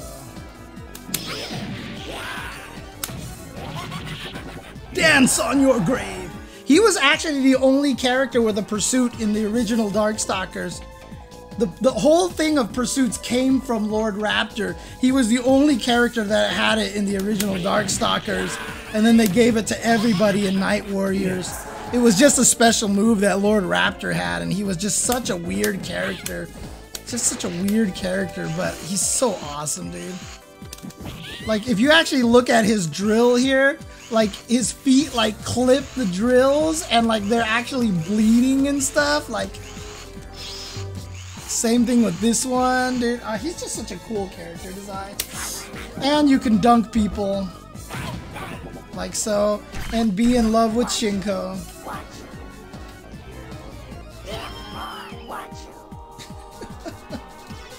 Anyways, it's 9:16. I've been going way longer than I expected to. So I'm probably going to go ahead and call it a night now. But yeah, that's Vampire Savior. No, they're all weird. They're all weird. And like I said, there's a lot of extra stuff in these other games. Like, Darkstalkers is such a weird, like, it's so different than what you would expect the other games to be. But, I mean, again, you know, coming along with me for this ride here, I hope you guys understand why it is that I love this game so much. And even though I suck at this game, like, it's still like my favorite fighting game of all time just because of the love and the amount of attention and detail put into this game and just how much this, like, they really went above and beyond in this game. Yeah, they all have rollback Buster Wolf. Every single one of these have rollback. Every one of these has training mode as well.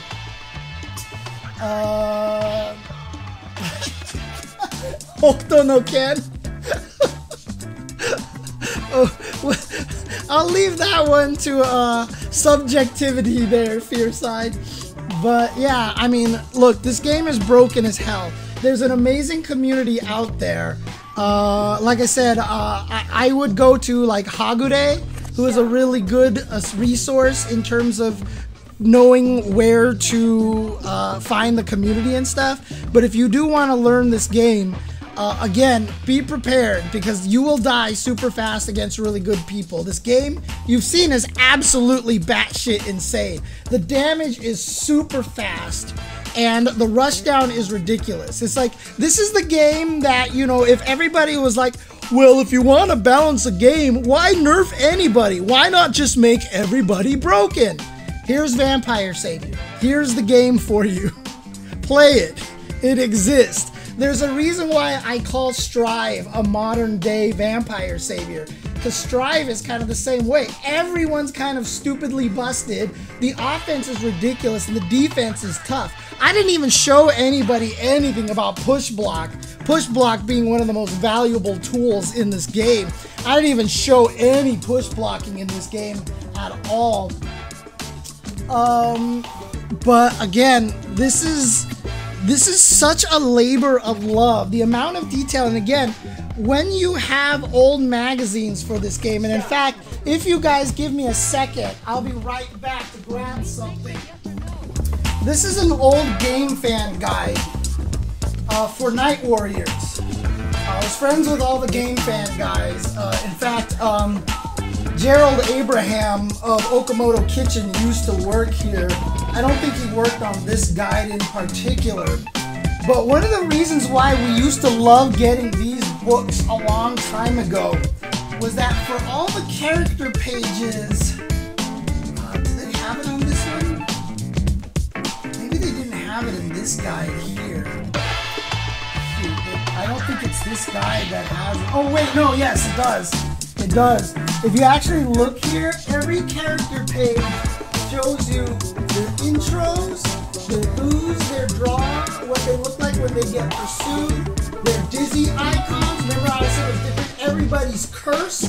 When Anakaris curses you, when they're burned, when they're shot, when they're tripped, when they commit suicide, when they're stunned, when they're turned into a raptor ball, when they're stabbed, when they're sliced in half, like the dashing animations, etc., etc. All the colors over here, and here's all their normals and stuff like that. This is, could you guys hear me at all, or is the music too loud? So there we go. Okay. So basically, again, yeah, just to repeat it, the reason why we love these guides is because they had everything. Yeah, I'm not speaking into the microphone. That's the reason why. You guys could barely hear me, so I'll lean back a little. But yeah, they have all of these things in here. Like all the different poses. Like here's Anakaris' curse for Shinko. Here's what she looks like when she's burned. There's her dizzy icons. This is when she's pursued, what she looks like on the draw with the draw pose over here. Here's all of their normals, and here's what they look like when they're shocked and their win poses, and here's what they look like when they do the suicide or when they're changed into the basketball, etc., etc. Like, this is why we got these guides a long time ago. Like, literally every character has all of this. Like, even like Bishomon, like, you can see he's got his whip throw over here, his slice animation, what he looks like when tripped. Like, they did this in these old guides. And, you know, I used to get these guides literally just to see these pictures. Just to get these pictures, because like I said, the animation happens so quickly that you don't get to see a lot of them. Like look at this. Here's Rico when he's burned. He turns into a seahorse. You know, the dizzy icons are frogs. He turns into a frog. Dude, this is the best sprite ever right there, dude. The frog getting hit is the best sprite ever. I love that sprite. But yeah, that's what these old guides were for. Like when we got these, it was so great.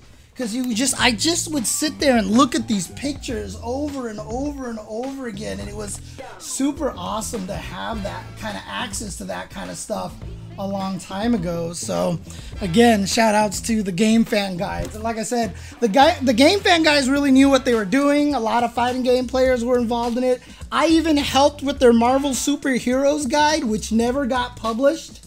The Marvel Superheroes guide never actually got published. But I helped make up all the combos for the Game Fan guide. And it never got published because they sent it into Marvel. Marvel took about 10 years or so to finally send it back and had all these corrections on it. Like change this, because Marvel was even Marvel back then. The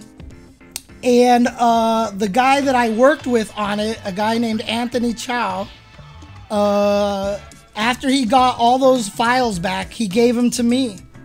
I still have all of the prints, including all of Marvel's notes on them for the Marvel Superheroes guide that never went to publication because it was just too late by that point.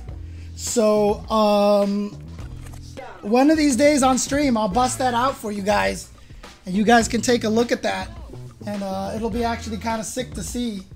I know I did the Ask Crab a long time ago, Six Machine. We're actually kind of done here. So in any case, thank you guys for tuning in and hanging out. I don't think there's any point putting this on YouTube, unless you guys want to. I mean, there's no organization to it. It's like completely random. I don't know if you guys didn't see the stream, would you still want to see this on YouTube? Would you still want me to upload something like this on YouTube? I don't know, because I went on way longer than I thought I was going to. So okay, everybody's saying put it on YouTube. All right, I'll put the whole thing on YouTube. All right then. But thanks guys for hanging out. I hope you guys enjoyed me going through Vampire Savior and why it's just, like I said, it's like, to me, it's like the perfect fighting game, right? Yeah, I mean, outside of balance, like outside of what the game is played like, because even while it's played, it's still good. But outside of that, like, I think it is like the greatest fighting game. You can probably see why I think the game is even better animated than Third Strike.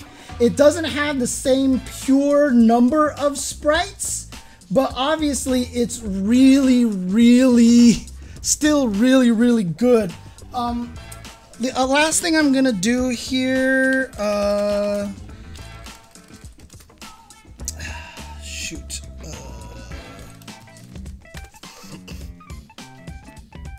If you guys can, I'm gonna move this over here.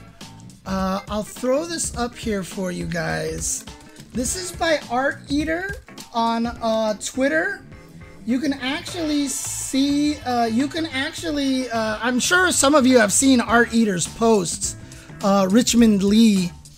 Let me get him up here for you guys.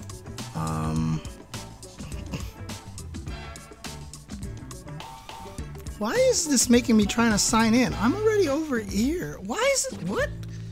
Hang on a second. What is this doing to me here?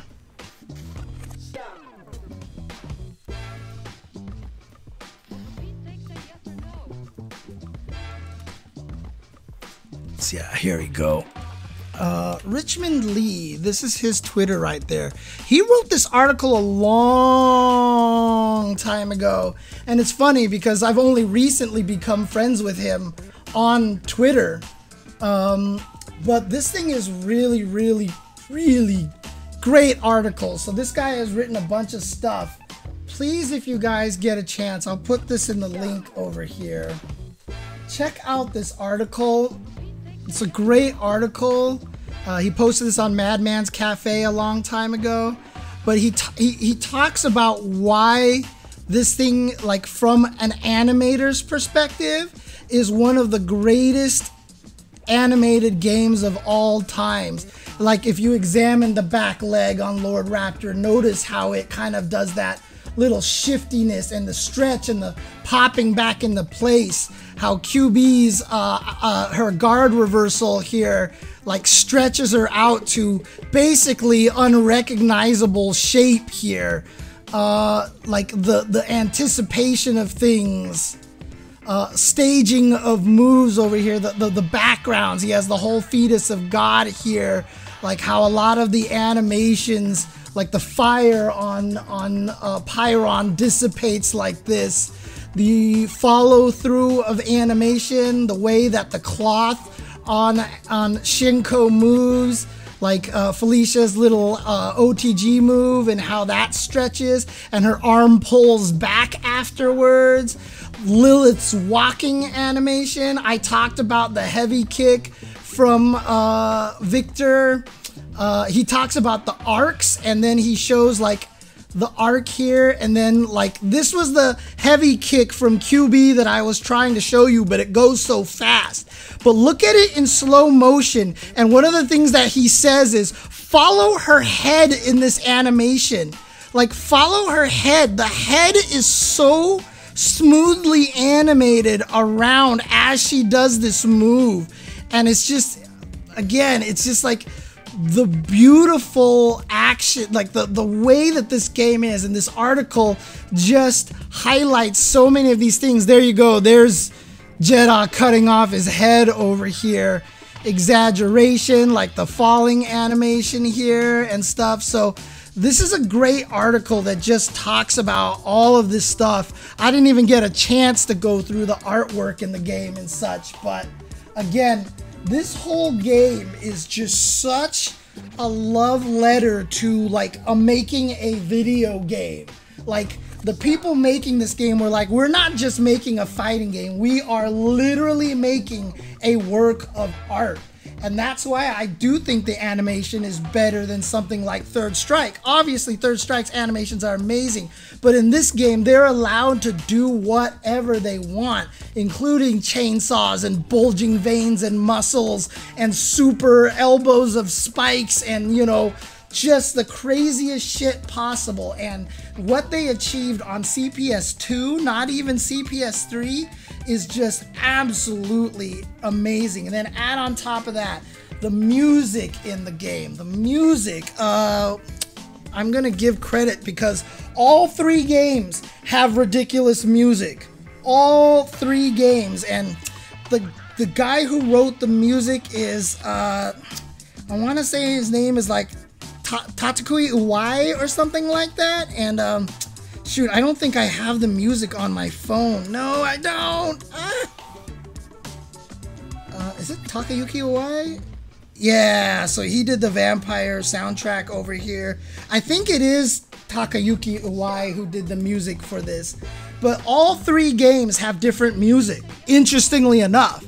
Even though from 1 to 2, the music is just like remixes of the theme, but all 3 games have different takes on all of the music. So Dimitri's theme changes through all 3 games. Rikuo's song is different through all 3 games, like really drastically different, and they're all amazing. Like, Vampire series is one of my favorite series of music in fighting games. So it's like the art, the music, the way the characters play, the design, like everything to me about Darkstalkers came together so perfectly and created just like one of the greatest works of art. Like, even to the point where, like, I kind of joked on Twitter, but I kind of mean it. Even like fan art of Darkstalkers, I think, is like the best thing ever because you get to go crazy with drawing them. You're not drawing humans. You're drawing this giant mummy or this mermaid or this round Sasquatch. So you get to do stuff with the art, and it's just beautiful. And honestly, like, I feel like it's like one of the most perfect video games ever created of all time because all the hidden details, the Easter eggs, it's just such a labor of love. And like, to me, if you want to present video games as art, this is like one of the first ones on the presentation to show you what art really is in video games, in my opinion. So that's how I feel about Darkstalkers. I mean, you could see it when I'm showing you guys this stuff. I'm so giddy about everything because, like I said, it's just on another level that I don't think exists anywhere else. So, you know, even if you don't play it competitively, definitely if you do pick up CFC, take the time to go through Darkstalkers, Night Warriors, Vampire Savior, and just mess around with it, even if it's just in training mode, and just kind of see the kind of love that the games have, and, you know, find the things that appeal to you and show you what this game is really about. And again, you know, it's like I said, Vampire Savior, but more so the entire 3 Darkstalkers game, probably my favorite fighting game series of all time, despite the fact that I'm not very good at Vampire Savior. But still, like, I just think the game itself is just designed in such a way that it's why I'm scared for a new Darkstalkers. It's why I almost don't want a new Darkstalkers game, because I don't think they can preserve the magic. No matter how hard they try, even if they got all the right people in place, I just don't know if they could reproduce the magic. I don't know if 3D will ruin it, right? Like, obviously we could get Arxis to do a bunch of stuff, but even then, I don't know if Darkstalkers is meant to go into 3D. I don't know if Darkstalkers is meant to be a game where we worry about balance patches, etc., outside of just making the game ridiculously cool. I don't know if you could write the music as good as you could back then. You know, the limitation of the hardware and what sounds you were able to produce, I feel like kind of added to the charm of it. I think it's a product of its time. I don't know if you could make a new Darkstalkers and do it justice anymore. And so for me, I almost would rather just let Darkstalkers be. Like, we had the perfect 3 games in a row, and I'm good enough with that. I'm good enough with if these characters just end up guests in everything over and over and over again. So a lot of people know how much I love Darkstalkers. They're like, wouldn't you be happy if there was a new Darkstalkers? And I'm like, I don't know, but if they could do it right, like I said, if they ever do it, put me on board. So at least I can help try to maintain a lot of it. Because like I said, the silliness isn't cringy. The sexuality in there in the game isn't overt. The violence isn't over gory so that it's like Mortal Kombat levels of what the hell. And you know, the sadness in there is poignant enough and you can get enough hints out of it, right? None of these things hit you in the face, but they're all there in the perfect amounts that none of it feels cringe, none of it feels out of place, that all of it fits so well. It's such a respect to all the different emotional areas that I feel like if they made a modern game, they'd be like, let's make it super sexy and violent. And then they lose the silliness and they lose the sadness of it, right? Like, you don't want to see Felicia get fatalitied in the way like Mortal Kombat does, right? You get chopped in half and you see a little cartoon spine bone in them, or they turn into sushi and you're like, okay, that's funny. But like, you start going a little bit too off the rails and then suddenly it's not appealing. Like, you go over too crazy with sexuality on Morrigan and it kind of loses the appeal, right? And you get a little too silly and then all of a sudden it becomes cringe. Like, it's such a delicate balance, and I don't think anything has ever achieved it to the level that Darkstalkers has, honestly. So, do I want a new Darkstalkers? I mean, yes, but at the same time, no. But at the same time, if you do it, hire me, and so I can help you figure out if you're going too far in one of those directions, because it is definitely something that needs to be maintained about the game. So... but, yep, that's about it. I think that's my soapbox for the day. And thank you guys for hanging out with me for 4 hours, checking out some Vampire Saviors. See, Silent Scope rated me, and it's the way it works. You get rated at the end of a stream. Yeah, and that's the thing, right? Like, it's hard to do that, right? Like the Jeddah grab against Lilith and stuff like that. I mean, you probably could do it, but that's the thing. With sprites, you can make it silly. Like, even though it inflated her boobs and exploded, it was drawn in such a way that they kind of knew this kind of balance between making it look kind of stupid so it wasn't overtly violent and overtly, like, misogynistic. It also wasn't overly, like, sexual or anything. It looked silly, but not too silly. You know what I mean? Like, there's something about sprite-based graphics that lets you get away with making it a cartoon.